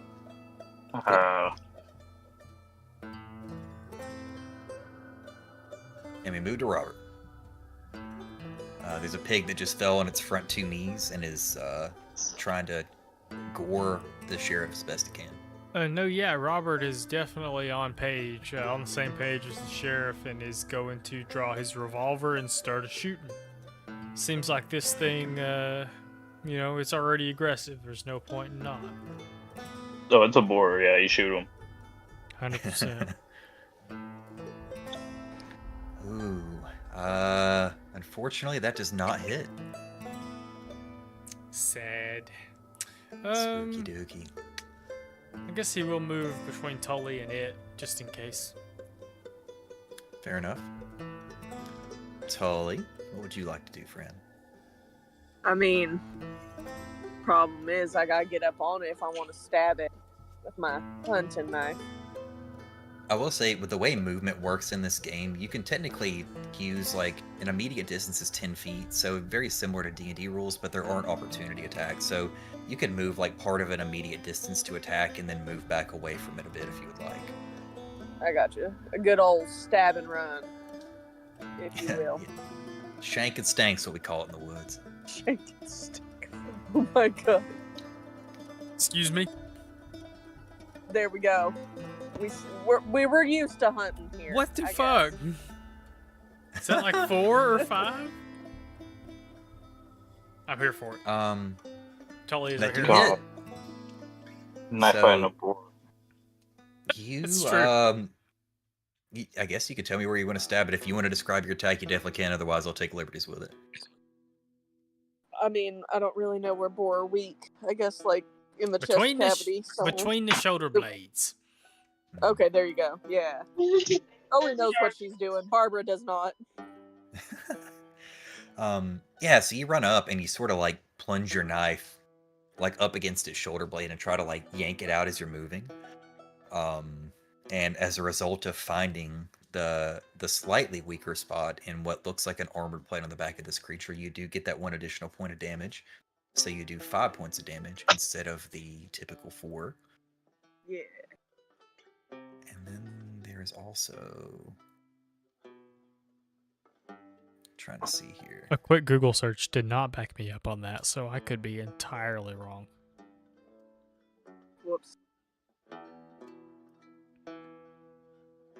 I mean, no, that's fine. It's either going to be there, like in the gut. I mean, their underbellies typically aren't particularly soft, but I think like near the ribs and the gut is where a lot of people try to shoot them if they don't shoot them directly in the face. So I'm going to rule for the sake of this. It's one of the few places that doesn't look like exposed bone that still has a lot of good meaty flesh that you assume you can do damage. So you go for That it. and the kidneys, I guess.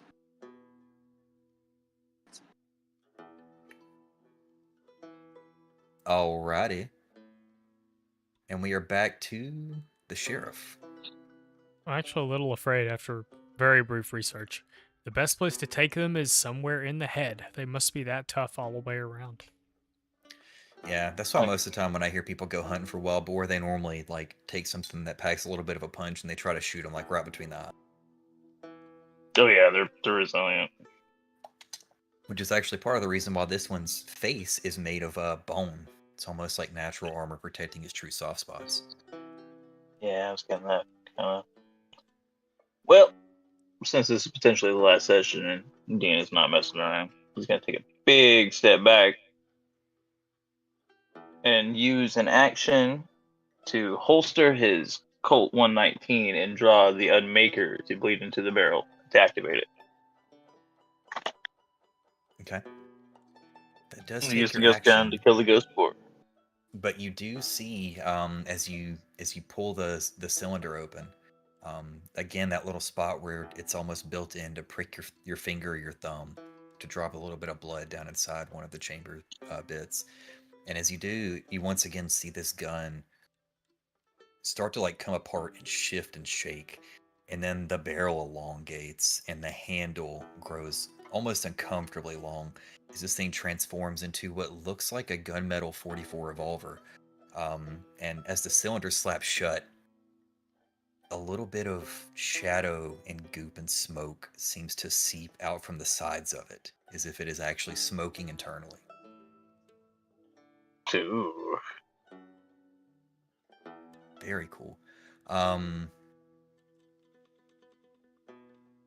It is the boar's turn, and I guess it's gonna try to gore Robert because it's not particularly smart. You're standing right by it. Make me a might defense roll.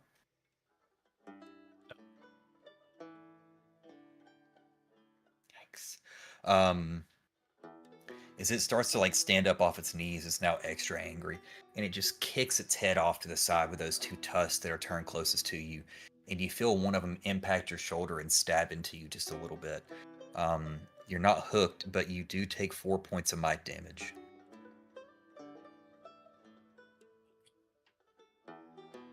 Yikes. And it is Robert's turn. Ah! I guess since he can leave its range, he will. I guess it takes action economy to try to take Tully with me. I guess she's trying to stab it anyway. Yeah, if you try to drag her, I would argue that it would be part of your action, but Yeah, don't worry about it. technically the way the book reads, if you have an incapacitated friend and it's an immediate distance, you can drag them like through a door or something and still close the door. It's like a full action, so you take multiple actions. But when it comes to like dragging an awake person who, I don't know, might fight against you or also try to attack, that might be a little different. Target must be able to hear and understand you. I guess I won't shake its bones. I'll just keep shooting at it. Bang bang. It is Having what it some bad is. luck, friend. Yeah, it is what it is. I'm gonna guess it's probably because like the arm that got gored was probably like your shooting arm, and so as you go to try to pull the weapon out, you're not used to having essentially a big gaping hole in the top part of your shoulder, and it unfortunately unsteadies your aim just a bit. Tully, it's your turn. I reckon I'm gonna have to patch that up for you after we're done here. Awesome.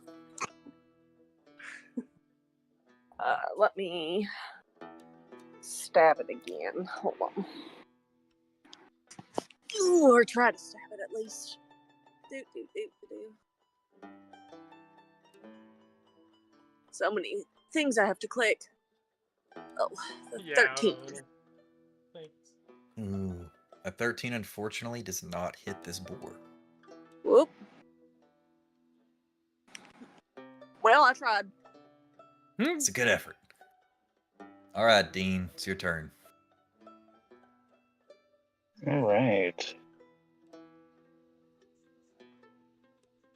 Ba. Ghost gun.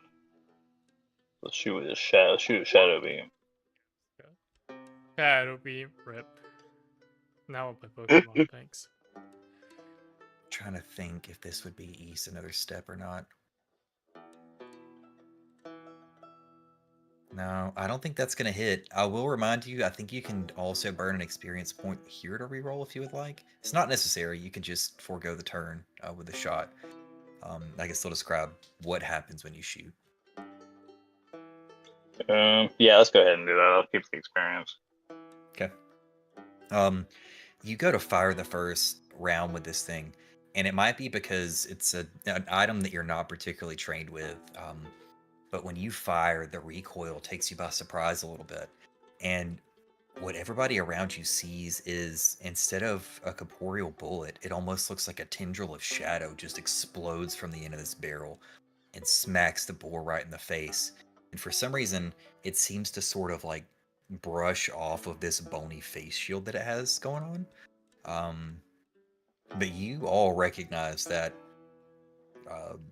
whatever just happened, he did not shoot a regular bullet. Even the sound the gun made was unnatural when he fired it. And now that you fired a bullet, can you roll me a flat d20?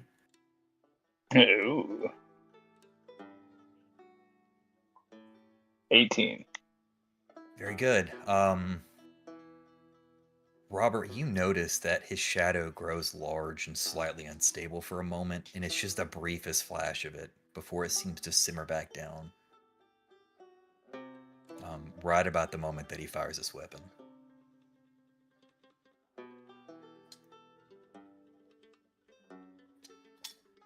And it's the boar's turn.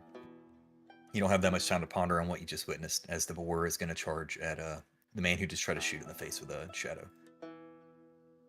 Can you make me a might defense roll, please? Do it. So, Barb, I love the Yu Yu Hakusho reference. Same vibe as Ghost Gun, I think. You know, Spirit Finger, whatever canon. I can't even remember what it's called. I love that you knew what Yu Yu Hakusho was. Anyway, oh, I see the gifts now. Very cool. You guys have been tearing it up in There here. are quite a few. It's how we communicate when we're suffering. Unfortunately, a 6 is not going to do it. So this guy charges at you full bore and just smacks into you with this bold faceplate that it has going on. Because of the type of attack it's doing, it wasn't going to try to do a gore. It was actually going to try to charge at you.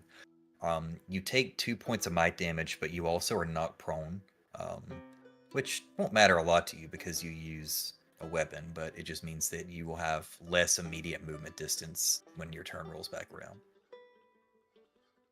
And this thing stands over you. It's hot breath disgusting.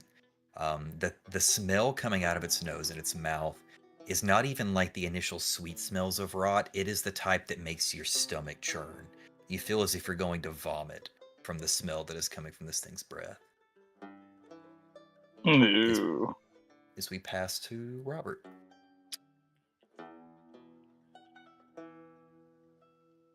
I'm going to keep shooting. I don't know what else to do. Shoot it, baby. Oh, God. Above a 10, finally. Unfortunately, it still doesn't hit. I'm going to use an EXP. Fuck it. We ball. Fuck it, we ball. Oh, I'm sorry. I think I hit the wrong thing there. Oh, man. All right. It's okay. You earned EXP earlier from the intrusion, so you're just back to net 0 on that. Unfortunately, that does miss. You guys are not rolling hot in here. Tully? All right. You gonna shimmy shake? Holler at him. Be like, over here, pork chop. Try and get him off the man on the ground here. Oh, yeah. 16. Man, she's your saving grace tonight. That does hit. I think this time you know that you hit it between the shoulders a little bit, and it seems like it was a bit wounded from that. I think this time you would probably carve just a little bit past that and almost pull down its side.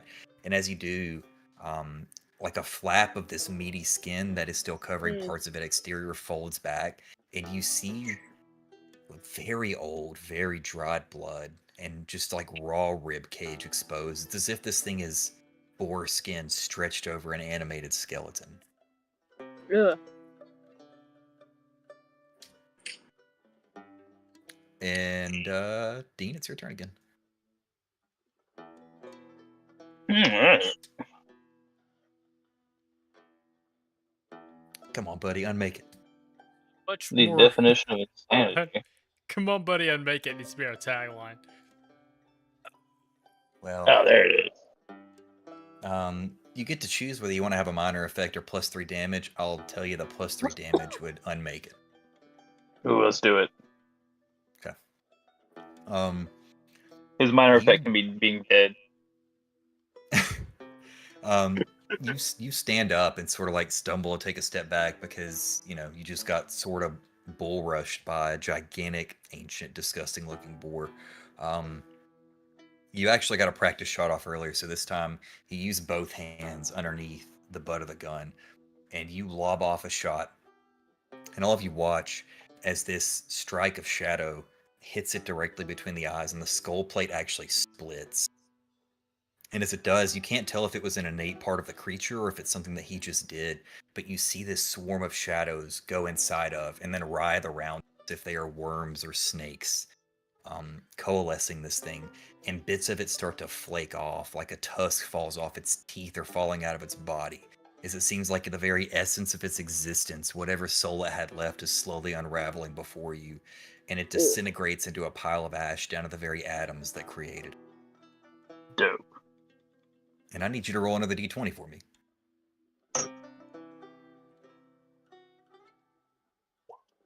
11? Very good. Question mark? Robert, this time the shadows grow larger. They loom. It's almost, I would assume that Dean stands somewhere around 6 feet tall. It's like he's another 6 feet tall. As this giant hulking bit of shadow looms over his body, and it's tugging and it's pulling as if for a second it's going to rip away, and then you see it shudder and shake as if it is phasing in and out of existence before it swells back down and becomes normal. And you guys managed to kill the boar.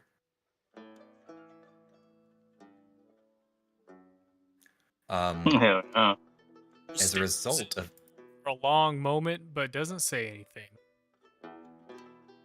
Also, Princess Mononoke, right? Yeah, it is. That's what it made me think of too. Sorry, referencing gifts. that's okay. Yeah, I'm catching up now. Don't worry. Oh, not Babe. Come on. That'll do, pig.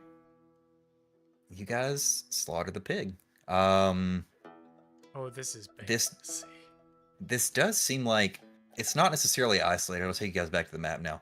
You do all get experience points for that, by the way. It is each of you is gonna get, I think, 3 experience points for killing that thing because it's a higher tier creature than anything you face so far. Oh yeah. Who has more EXP right now? Whoever has one less point, take that point from me, because I get to give one. Technically, you have the least right now. Robert got the extra one, or Dean got the extra one from you earlier, so he was at a flat 4. I don't think he spent any. No, not yet. I'm at 6 currently. That puts Dean at 7. I think I've just miscalculated the EXP entirely. So. You would have the same amount as... No, you would have 1 more than Dean, so you would have 8, which means technically you could hit tier 2 right now, I think. That's a lot to think about, but you could. I will give my extra to... I'll give my extra to Dean, which will also give him 8. Leave me at 6. Okay. Very nice. You all emerge from the hollow. The fight actually took you guys... I'm gonna do this real quick. Remember the initiative tracker. The fight actually took you guys through the parts of the woods a little bit, over into this area, which is where you sort of dead-ended, and it backed you into a corner. But you also know it's safe back here in case you guys want to take a minute to patch up, recuperate, make sure you're not about to die. Yeah, I give stitches over here to Robert. Yeah, I'm not. I have. My might pool's not great. My intellect pool is roughly half. I could use that. What is it? 30-minute rest or 1 action rest or whatever it is. Yeah, you do have the 1 action left. You also have the 10-minute left, so you guys can use those over. Yeah, can we use that 10-minute rest real quick, y'all? Please and thank you. Yeah. Yeah, we can do that. Yeah. I will also remind you all that you have the jelly that you got last time, which gives you 4 additional points if you eat it. To any pool you want to put it in. How did you roll it? Oh, never mind. Hang on. Oh, 2. What is... Robert has the roll 20 curse. Oh, that's rough, buddy. All right, let's see here. When you touch a few, so... I'd share with you my excess if I could. But you gave me 5, right? Am I understanding that correctly? Oh, that's your recovery roll. Looks like you need to roll a d6 to see what you actually did, Robert. Yeah. Mm-hmm.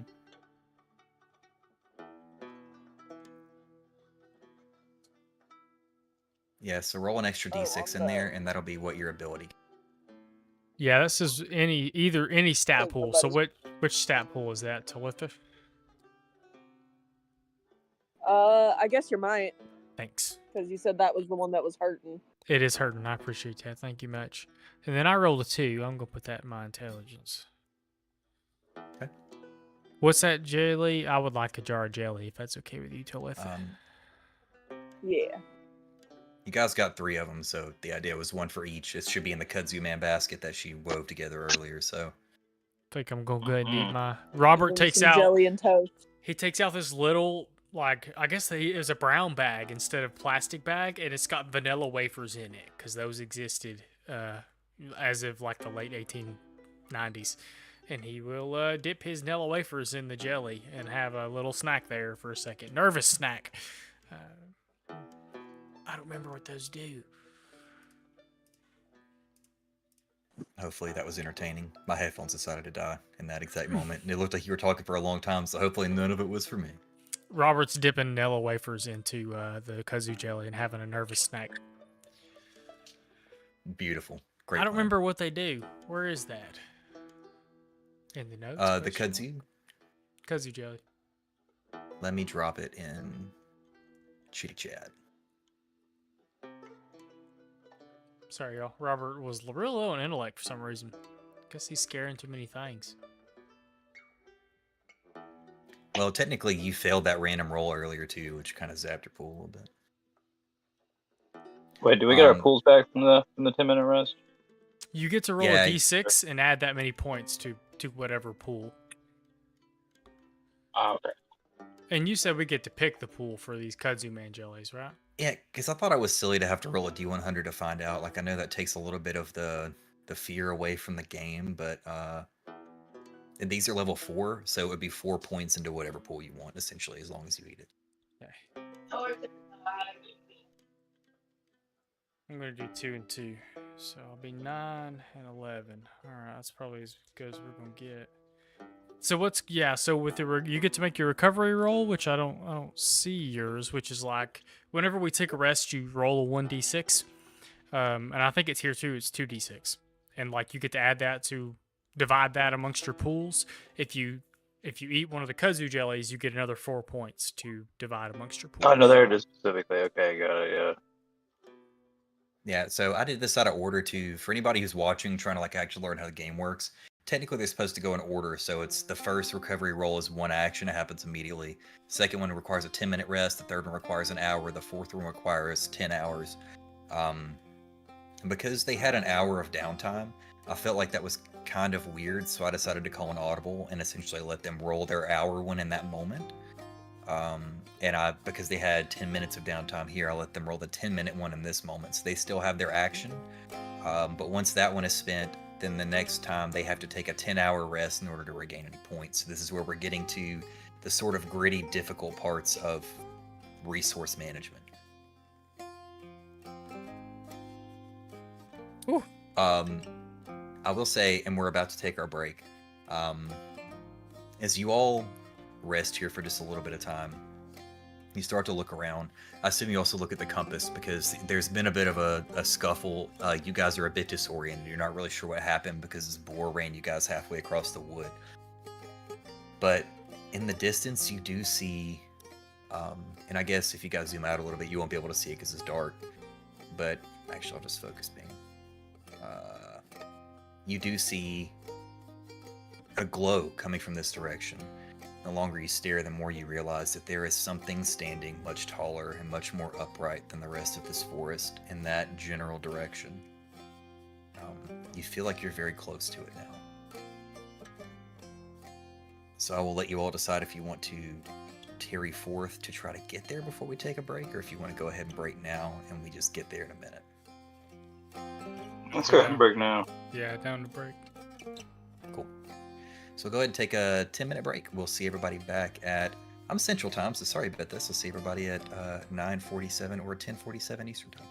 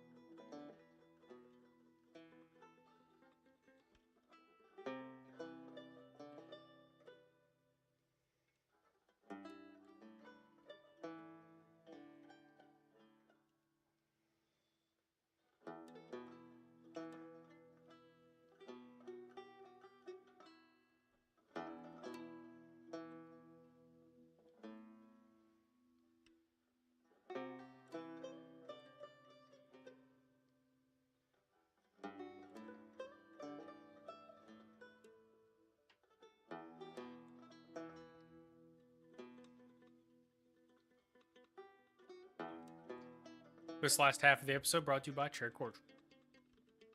Whatever that is. Welcome back, everybody. Hope you're having a good spooky time over there. We're gonna pick up where we left off. You guys just finished killing a pig. You see something glowing and tall, way off in the distance. Not too way off in the distance, though. It's a lot closer than it's ever been. I assume you folks want to mosey on that direction. Yeah, I'm assuming it's the glowing tall thing. Same. You hope so, anyway. We Head don't towards the glowing just tall thing. mosey. I really hope. We also cower. And we meander. I mean, that pig startled you guys a little bit, you know? It's the toughest thing you fought so far.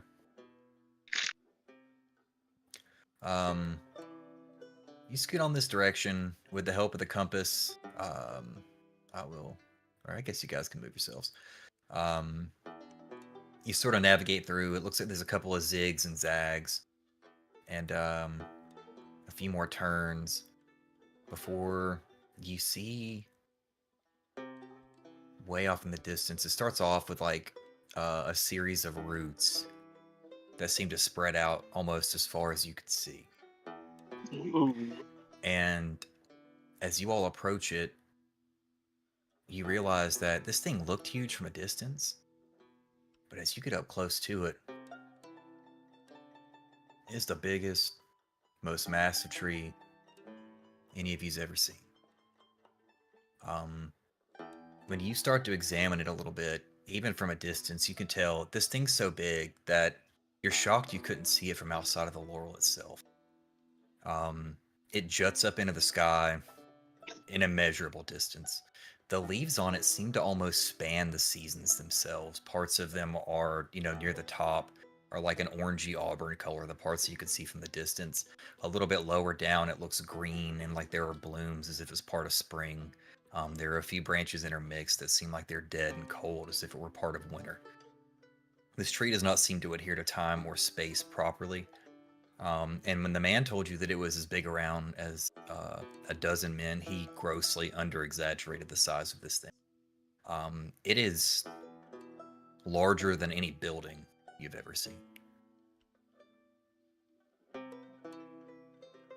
You guys can drop your little tokens down here if you would like, in the opening near the terrifying glowing base of this massive tree. And as you do, you feel a presence, as if something's trying to reach out. And the wind starts to blow. And as it blows through the branches, at first it just sounds like leaves rustling. But then the leaves start to form sound as the wind passes through them. Small phrases that begin to string together as sentences. And if a tree could tower over you, as if it was bending and look, this tree is doing exactly that. And a voice starts to just barely creep through the air before it grows louder. And it says, "Come closer, won't you? Y'all look so small from all the way down there." Mm-hmm. I don't like that. Oh, wait. I'm like halfway up the tree. You don't want to be that high up. Guess we Probably. got no choice, folks. Robert puts his gun away. It's not like it'll help against the massive ass tree. He'll I don't know. Keep it goes. inch forward. Okay. She says, "This ain't no place for the living. What are you doing all the way out here?"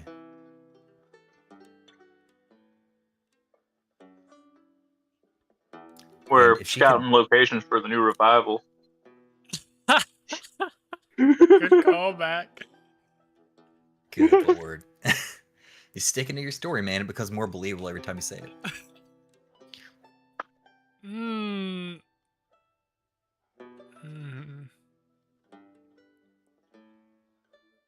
Robert says, "I believe we may have come to settle a debt."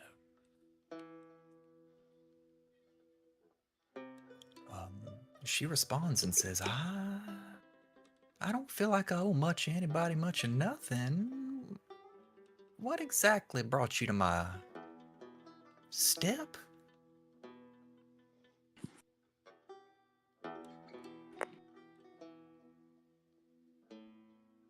Did you give a man one of your branches?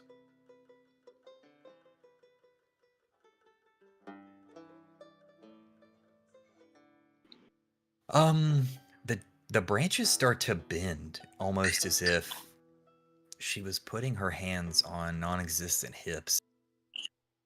And she says, "Oh, time passes so strangely in here. Last person I saw was a scrawny little thing. It seemed mighty lost. I did lend him a token of me, a safe passage to get out of these woods." Wouldn't have had to have been a Lucifer, would he? Lucifer, you say? Luthier or whatever. No, I don't deal with his type. Um, she's like, "Oh, he didn't much. Well, he did mention he's trying to fix a fiddle. I sure hope he didn't use my branches for that." While she's talking, Robert, make me an intellect defense roll. I don't wanna.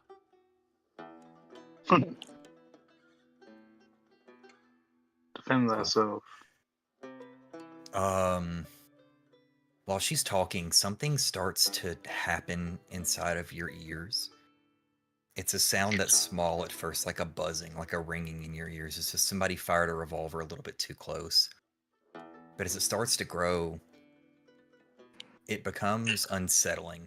The best description I can give to it is as if a rattlesnake was in a fight with a swarm of cicadas. It is a rattle and a buzz, and it sounds a little bit of something like this. And then a voice starts to grow inside of your head. And it says, "This thing tells half-truths. You should set me free. If you do, I can give you anything you want." And visions start to appear in your head. You see like flashes of thoughts. You in your office. And then you standing atop the balcony in the town hall. And you are with your lady friend. You two are holding hands. She has a ring on her finger. You two are engaged to be wed. Flashes forward a little bit further and she's pregnant. You two are going to have a baby together. And all of a sudden, you feel this wave of warmth. It's as if every single desire you've ever had for your entire life is being shown to you in a picture show. And as jarring as it happened, it yanks back. And he says, "I uphold my debts. It can be yours." Mm.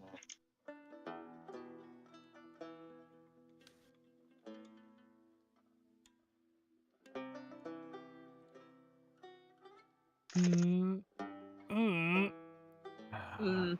yeah. Ouch.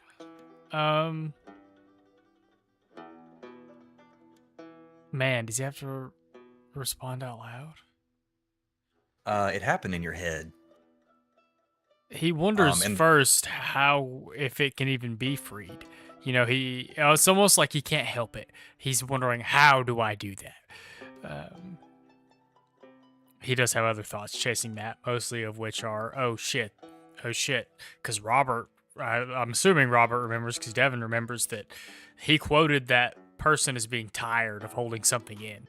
So he's like, oh shit, it's the thing being held in.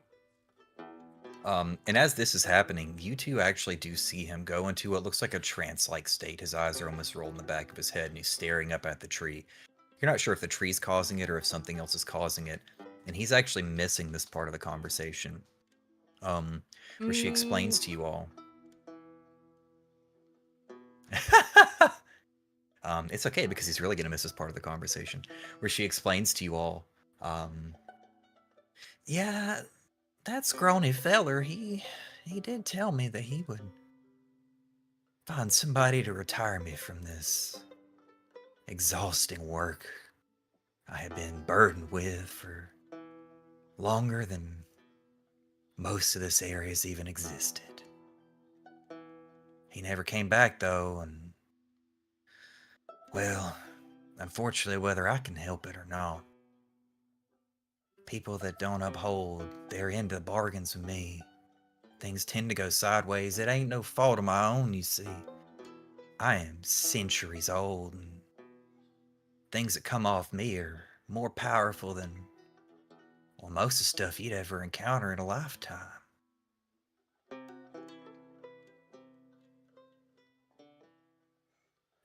And she will explain to you that she's exhausted and that she needs a replacement.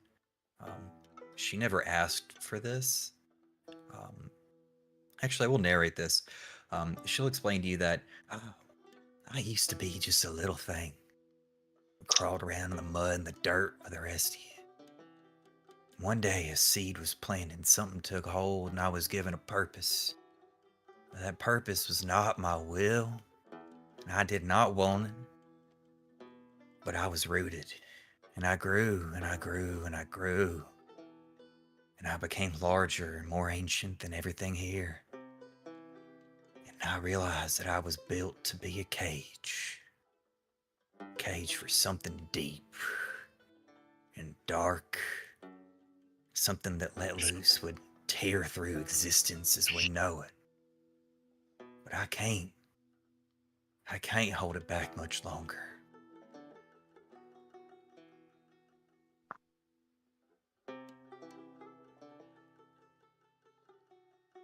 And unfortunately, Robert, you missed that because you're in a trance. Yeah, I'm not feeling it. It wants something to take its place, and none of us are. I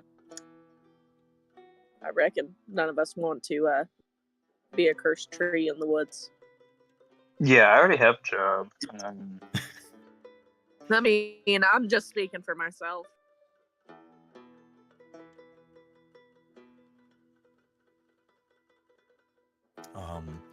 She I will don't know, look at you barely all. know how we'd go about doing that even. And she can't read your mind, but I think she would see you turning it over. And I'm going to make this just a little bit easier for you guys at least, because this is very open-ended. But if a tree could chuckle, she chuckles just a little bit as she looks down on you. And Robert, you still have this connection, but you sort of snap back to enough. We were now at least aware a separate conversation is happening that you were not part of. She looks down at you and says, "Oh, no, sweetie. You ain't got nearly the juice to do what I'm doing. I need somebody to replace me. But it sure as hell can't be you. At least not the way you are right now."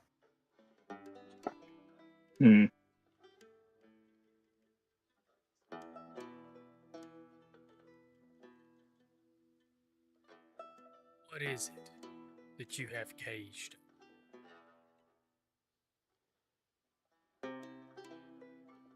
I ain't never seen it. Long time ago, people used to refer to it as a god of some sort, and it has power that I cannot understand. Every day I feel it wiggling and writhing against my roots deep in the ground, like some disgusting worm, trying to find its way free.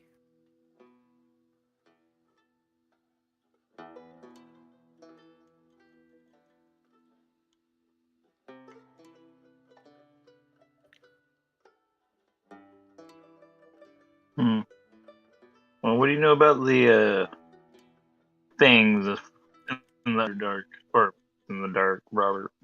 I fucking Underdark.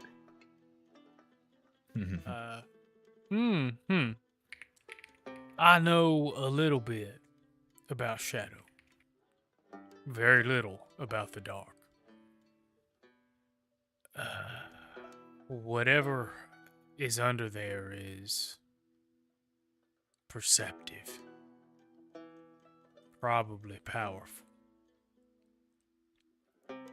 If what this thing says is true, it might behoove us to find a replacement. Robert looks mildly shaken. He's going to look back at the tree. We can't find your replacement if we're locked in here. Can you see us safely out? I can vouch for these two that they're better for their word than the last unfortunate feller that visited you here. And she says, speaking of him, I did give him the means to get on out of here, and I can definitely do the same for you. I certainly hope that none of his foolish decisions led to negative consequences for anybody in his path. Honey, you should. Oh, does he believe her? I'll make a roll for it if you want me to. You know what? She is incredibly powerful. You can make a roll for me.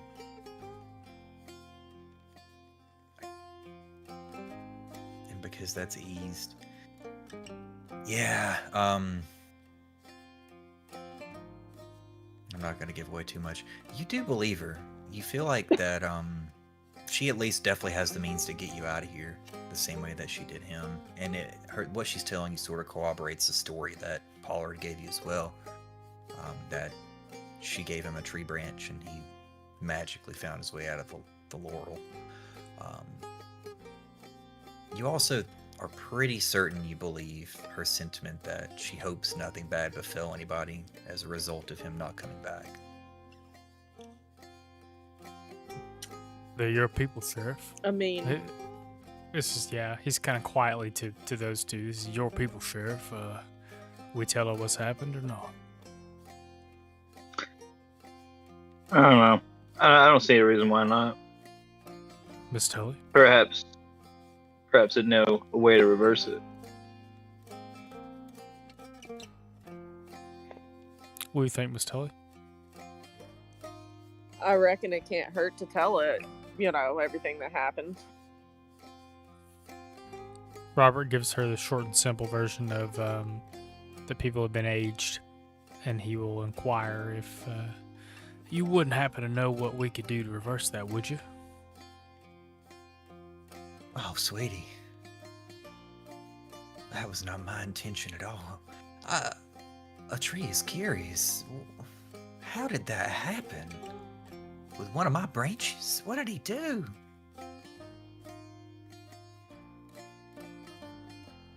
Or he, far as we're aware, fixed a fiddle with it.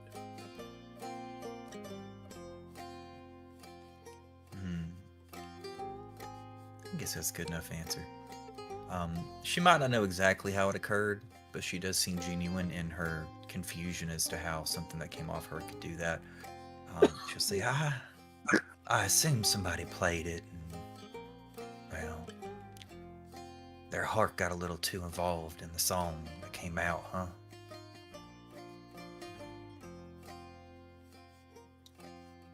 Hard. Well, guess she you is the could say best that. fiddle player in the county. It's true. She'll say, yeah, I tell you what, he ain't like that last fella. You gonna make me a promise you gonna find a way to make a new cage. Time is not as important to me as it might be to some of y'all. I don't care if it takes a little while. As long as you find me something to get me out of this place, I'll make sure you get out of here all right, and I'll do you one better. You get home and whatever curse might have befallen those poor souls, you might find it lifted.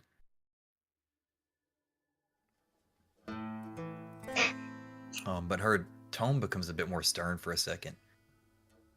and it's really funny because she doesn't have a face. But if you look in like the trunk area of the tree, you do notice that it almost looks like swirls of facial features try to form, as if she is trying to give you like a presentable form to converse with. And she says, if you don't ever come back, I can't hold it forever. I will eventually give in. And when I do, it's gonna be much worse for y'all than it ever could have been if you just found somebody to come build a new cage for this thing.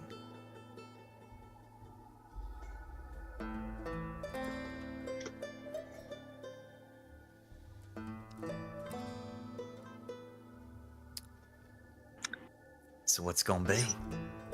I think you've made your point. What do y'all reckon? Well, I mean, I don't rightly know what we could use to substitute Cage for a dark god, but I don't see no harm in trying. I think maybe we should go talk to our friend Bill, who's not Bill.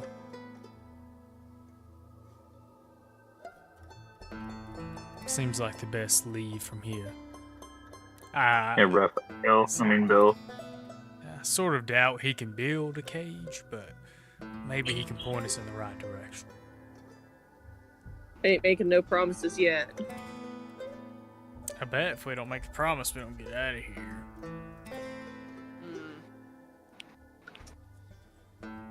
Just my fault. Guys, do whatever you want. I do think, kind of while they're discussing this, at some point that Robert deems opportune, while Tully and Dean are discussing, he wants to think at the thing beneath the tree. What is it I gotta do to get you out of there?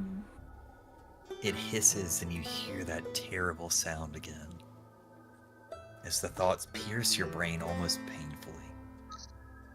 And it says, well, the quickest and most simple path is to remove this wretched beast that keeps me locked in the earth.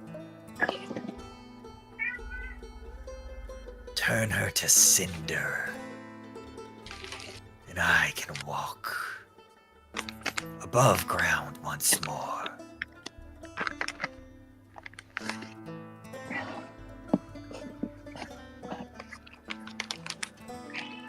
Go answer. He got his answer. He's gonna pretend it doesn't exist now, because it's a scary, old, terrible god.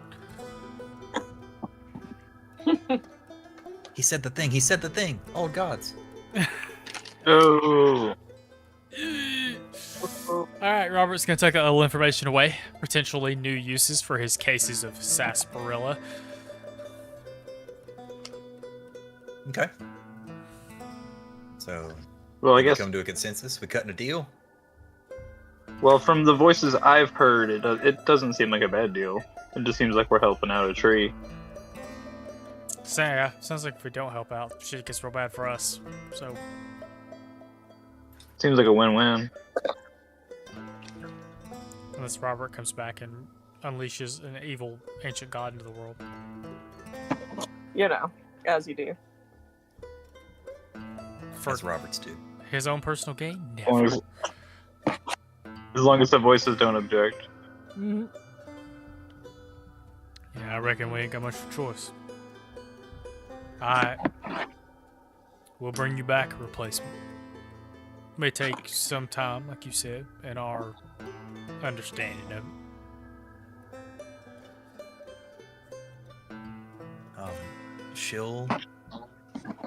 She could furrow a brow, she would. And she'll say, don't you dare lie to me.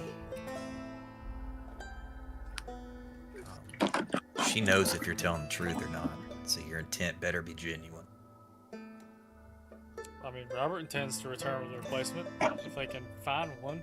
You know, at that particular moment in time, he's prepared to spend his whole life looking for one. And then her tone gets a little sweet again, and she'll say, all right, sweeties, well, Here, take these branches. The laurel will open right up for you. Be careful, though. You don't want to imbue these in anything that has any kind of magical properties, lest something bad happen to you. One last thing. As a sign of good faith, you don't get to be the age and size I am without amassing an incredible amount of power. I can grant wishes. Small ones, large ones. When you get home, each year needs to privately write down one thing that you deeply desire. And you need to be mighty specific. Because I'm not there to infer what it is you're trying to say, you understand? The minute I'm free from this, my essence will grant you that singular wish.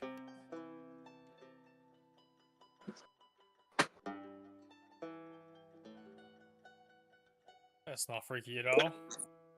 We appreciate it.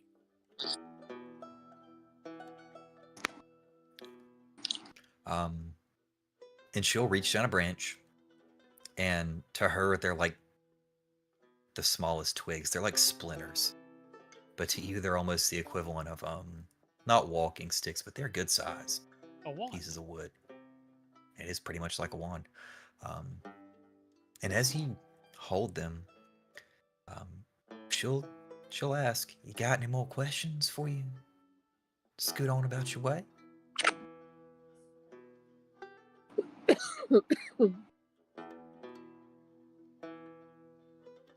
Mm, I don't think that's what does. No, don't reckon I do.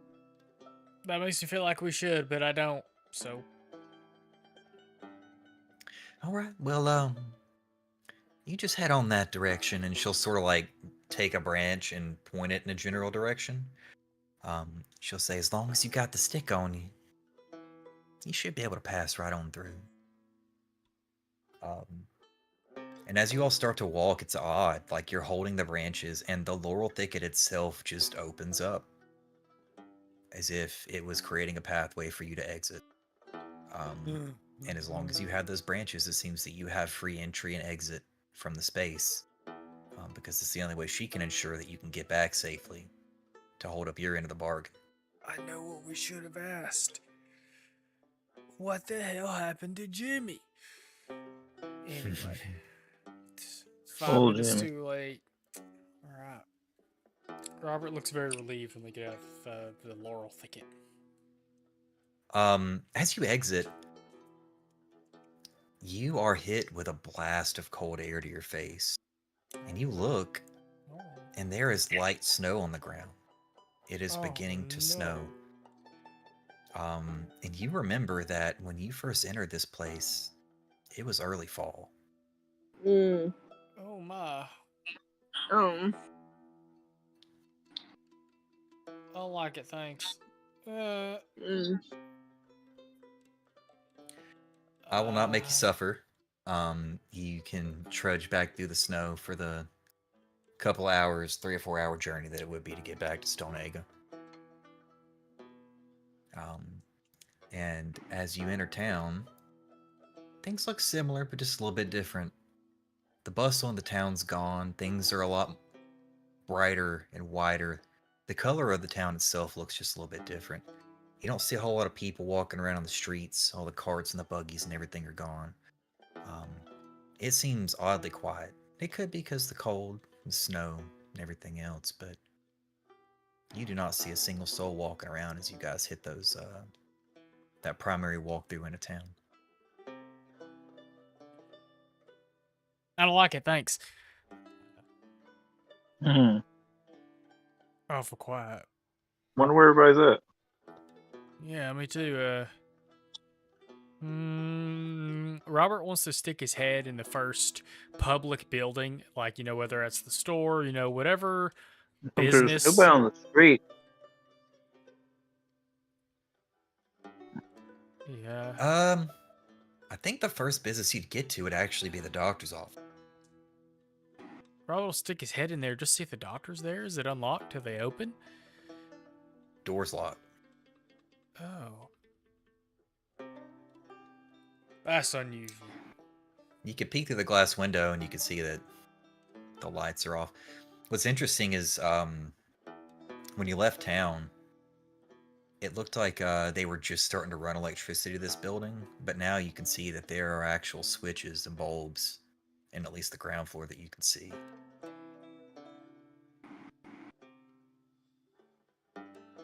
Dock's not usually closed, y'all. Doesn't bode well. You're not usually. You reckon if he's closed, he's the only place they'd be having anything in the middle of the day is a town hall. Well, this is getting mighty suspicious. I think Dean is going to want to head over to the sheriff's department, check on Deputy Knox and old Mr. Pollard. Okay. You walk in the sheriff's office. There are playing cards laid out on the table, but Deputy is not sitting at the table right now. The or actually there are two cells in there, but the cell that Pollard was in is suspiciously empty. Both the doors are hanging wide open.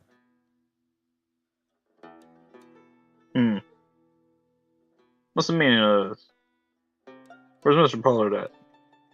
Deputy's not there either. The cards are laying there. He's not. No. Old This Donald's doesn't nowhere to bode be well at found. all. Hang on a second.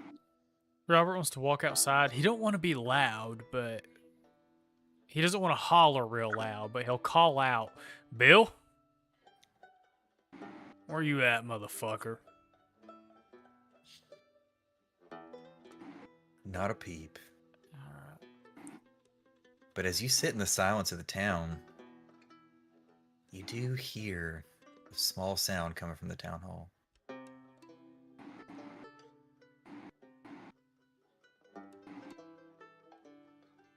Well, let's go see if everybody's in one place or not, y'all. I'm going to investigate. Yeah, Dean's not going to draw his gun, but he's going to have his hand on the handle. Okay. Robert goes to stick his. Okay. Can Robert sneak up to the town hall, stick his head like up to a window and look through a window?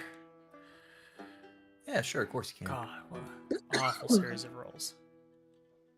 Yeah, you really do have the curse, man. Sorry. You poke your head in the window, and it's probably because of the fact that it's been snowing. But you don't see much going on. The window is incredibly fogged up, but you do feel like you see just the slightest bits of movement inside the town hall. There are also lights on in here, so something's definitely going on, but you can't really get a full idea as to what. I'll go back to him. He'll say, "I think there's some people in there. I can't really see what's going on." Could destroy. Should we head on in? Don't see why not. Robert will also reach into his coat or belt or wherever. He'll put his hand on his revolver and get ready to follow them in. Yep. As long as they're just people, we got the law on our side. You walk in, and you see this. On the stage are portraits of the three of you. This is your memorial service. You don't know how long you've been gone. They're pretty sure you're dead. Hey, Surprise. Yes. Robert sees his pictures like, "Hey, now we ain't dead yet." At this, Florence freaks Who died? out. And she comes running at you, and the first thing you notice is that she looks completely normal. Oh, good. Okay. Good. The town sort of congregates around you guys, excited. Glad to see that you're all still kicking. Obviously, they have a billion questions, all of which I'm not going to ask you, and you probably can't answer right now. But the biggest one that they're curious about is where the heck you been for the last 6 weeks. Ouch. 6 weeks. We were rightly gone about 6 hours. Sheriff's right. Jens must have stroke. At this, Florence chimes in. She says, "No, baby, you gotta understand. You left at the very beginning in the first cold. You know, I see the snowing outside. You've been gone for so long. We all thought you were dead, got eaten by a bear. It was- Riley No, just wouldn't have in the known where you demon woods. were if Oh, Opaline no, wouldn't have told us you were demon woods. going camping." Robert wants to. He's gonna look at her, kind of. I guess the word is searchingly. He said, "You remember forgetting about the bacon on the stove? You remember what she'll happened squint. to you?" She'll squint and she'll say, There was a period of time, if I don't know. A lot of us don't remember a ton of what happened for a couple weeks there. It seemed kind of like a blur. Can't really tell you for sure what happened or why. We all just collectively shrugged, said maybe there's some toxins in the air, something else going on. I don't know. Let's just say we was setting things right. From that, to stop that, and let's leave it at that. She shrugged and says, "You're saying some mighty funny stuff, fella, but I sure am glad to see you back." Robert is very glad to be back because he's all muddy where he slid and fell, and he's all ruffled looking. Well, So, how recently Florence, did y'all get back to normal? That's a good question. And it's at this point that Miss Odessa walks up to Tully, says, "You got a minute, sweetheart?" Apparently, I got plenty of time. She pulls you off to the side. And she eyes the other two of you like you should come on too. Excuse me, Miss Thomas. He's going. we'll be back about that pie now, you hear? And she'll say, they don't right remember what happened. I think the only reason I do is because I ain't much affected by it, but I thought it best to let sleeping dogs lie for their sakes. You got a story to tell me later, and I feel like it's a mighty important one. Yeah, you might as well heat up that kettle. It's going to be a long night. If you want to hear it all.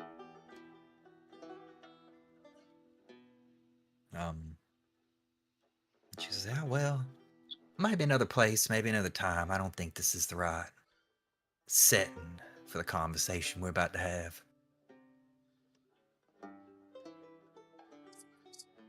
So, Dessa, have I you... figured. Go ahead. I was gonna say I figured funeral's over, so we got free time. About that time, everybody's getting really excited, and Opaline stands up with her fiddle and says, "Oh my gosh, just turned with my funeral, this celebration. I'm so excited. You guys want to hear a tune?" No. Oh God, no. Surely the fiddle's been refixed or something. She's holding it again. It's definitely a different fiddle. That thing, Miss Odessa has that thing in her custody. Oh yeah. Okay. Just reflexive though, like Yeah, instead of no, Robert just quietly shudders. Miss Odessa, have you seen Bill Connors around town lately? And as you ask that question, you feel a hand on your shoulder. And he says, "My oh my, buddy boy. Seems like you guys made it out of that pickle after all. Odessa, why don't you scram? We got real business to talk about." Respect your... Oh. He goes to say respect your elders, and he's like, hey. That's true. You don't know how old he is. Mm-hmm. No He need gestures to the to. table he was sitting at, and then he just walks off and kicks his feet up on it, and he says, "I think you all got a lot to tell me." I hate that man thing.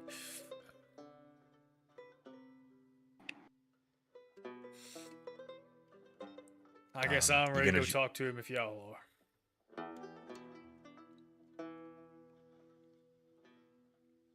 I might as well. Okay. You go sit down at the table. You gonna fill him in on everything that happened out there? What you found? Hell no. Robert ain't gonna tell him shit. He's gonna sit down and be like, you seem to know me awful well. What are you willing to give us for this information?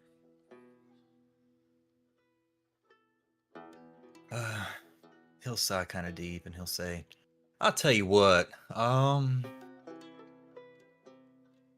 about payment due? Those artifacts, they don't come light. They don't come cheap. They were your payment for the information you were supposed to give me. Now, I knew you'd be digging something up. They were, how the kids call it these days, forward payment for services not rendered. Well, I anticipate that you rendered the services. And all I'm asking for is information once again." And then he'll wink at you specifically, Robert.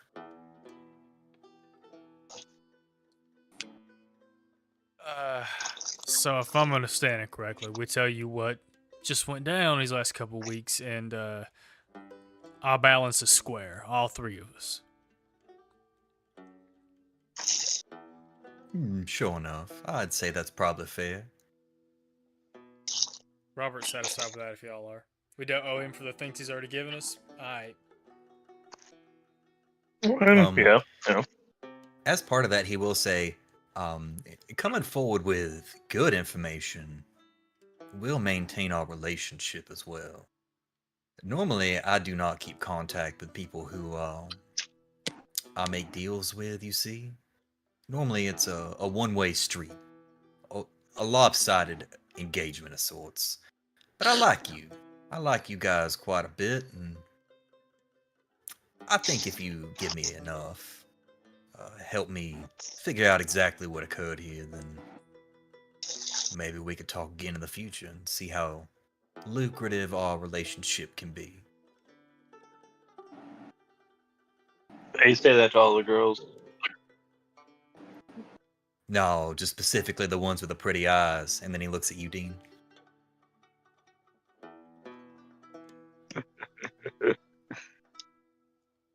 If'n y'all, it's alright with y'all. Well, Mr. Billy, you'll have to consult with my attorney here on these such matters.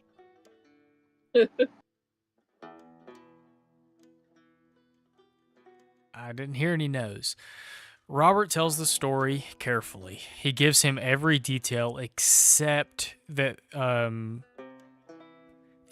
he talked to the thing in the cage. He wants to make it sound You're the only like one that they. knew that.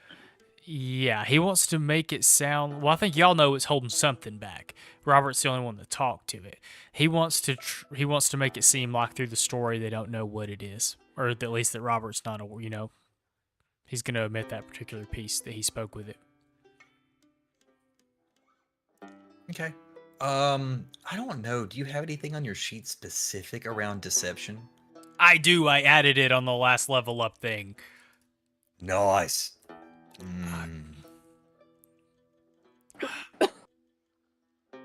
Wow. Man, oh man. Oh, I forgot to tell you guys. You all got I'm gonna say you got 4 experience points for finding the tree and actually making out of the laurel thicket. That should not sway your decision whether or not to re-roll that, but I wanted to got 4 additional experience points. I don't think. Oh, well, I can re-roll it, huh? God, it's worth it. Yeah, I am. I will re-roll it since you reminded me, and I'll use effort because I have it. Effort's a good choice. So if you re-roll and use effort, it's already down 1 step. It'll go down 2. It's much better. Yeah, he really don't need to know that shit. You see him squint at you real hard for a minute. And he says, I feel like that's at least most of a truth. Sounds pretty plausible to me.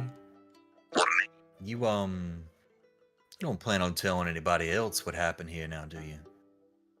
And he'll get real serious for a second, and he'll say, specifically, them Barrow boys don't ever need to know what you found out in them woods.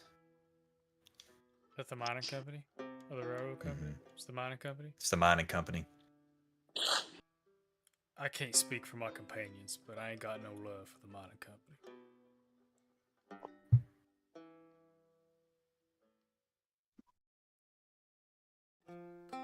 Effie might get a tastefully edited version, if I'm being honest.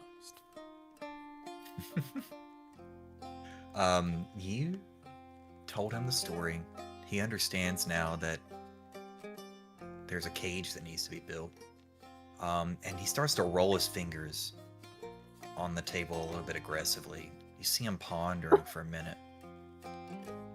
He says, well, I got juice.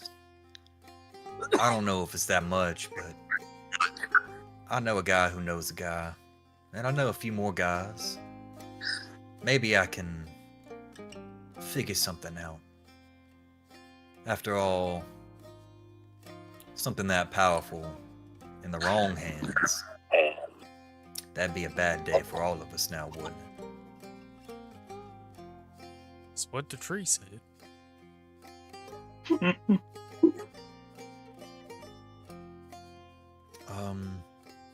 And whether you believe him or not, you at least think that Bill Connors is going to work on figuring out how to build a cage. Let me know if you need any help with that. I am a little learned myself. He chuckles a little bit and he says, you made a deal with me. The first man I'm going to, fella, you probably never heard of him, lives in paradise, name's Jack. Think making bargains with me is scary. You don't want to meet Jack. But, And so I know, Jack. if the timing's right, maybe we can work something out.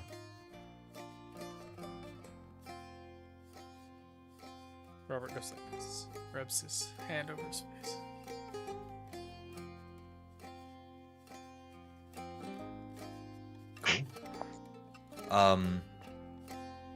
Typically speaking, that's most of where the adventure ends. It ends very open-ended, but it also gives you guys the opportunity to pick these characters back up in the future, to go see the events through if you would like to.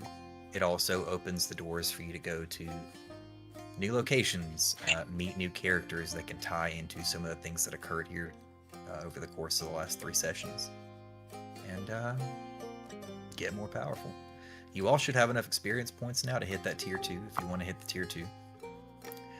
If there are any loose ends or things that you wanted to tie up for your character specifically that you did not get to do, we could definitely loop those types of things in. But I would say for right now, you pretty thoroughly establish yourselves as prominent members of this community, more so than you were before, whether they know it or not. You now also have connections. How sinister they are is unknown to you just yet, but you haven't gotten murdered by anything, which is good. It's better than most people do when dealing with things like this, so you're off on the right foot.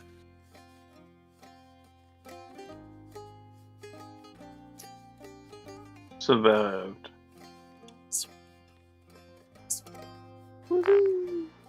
I can't hear you, partner. Yeah, I see that. There we go. I said we. We did survive. No, I was agreeing with y'all. Robert does at the end of. So I like to think after that conversation, he finds a table to sit down and smokes a bowl from his pipe. Probably with Effie. He won't stop her if she comes over there to sit with him. But at the end of the night, he wants to wait till the end of the night. He wants to wait till it's late. He wants to wait till it's dark. And he just wants to casually walk by Dion Beatty's house. And he's going to slide the summons under his door and keep walking. He's gonna look to make sure no one's watching him first. I don't know if you want to make a roll for that or not. Nah. But he's gonna do I that. imagine, especially it's at nighttime. Now that you have sort of conquered a little bit more and honed your ability a bit, I feel like now you are more in tune with like the shadows and the darkness in general. And so I'm not going to give you any ability just yet, but I assume as your abilities progress, you become more elusive in that way, more able to control the shadows. I think the next one's the one that lets me like manipulate objects with them. It's just gonna be cool. So I'm going to say that you don't have to roll anything because you're probably slinking through in a comfort level that is new to you. Yeah. He's gonna slide that summons underneath Dion's door and go to bed. I like to think this is like, you know, roughly the middle of the night or so after all this, right after all the celebration has, you know, disbanded. So that's the post-credit scenes for Robert. Is one last gotcha. I want Robert and Dean to both roll me a d20. No. I don't want Ooh.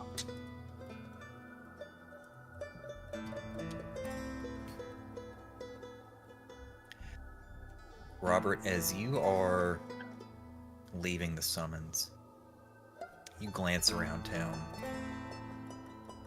and you see something hulking growing out of the sheriff's department. It is a shadow unlike anything you've ever seen, and in the pitch black darkness you should not be able to see it, but it is not just darkness, it is the complete and utter absence of light. And it grows and it towers, and for just the briefest moment you question if it's going to completely destroy the sheriff's department, if it's going to separate itself, if you have found another new devil to have to fight. And it starts to take the form of a human before it slowly sinks back into the sheriff's department and dissipates. And I think that's where we're going to end things. Thanks everybody for hanging out and having a good time. I hope that was a really nice hook into the ominous destruction that could happen in the future. I hope everybody had a great time learning Old Gods of Appalachia with the rest of us, because we still don't roughly know what we're doing. We're just doing our best. But it's a good time either way. They always have Good fun. time.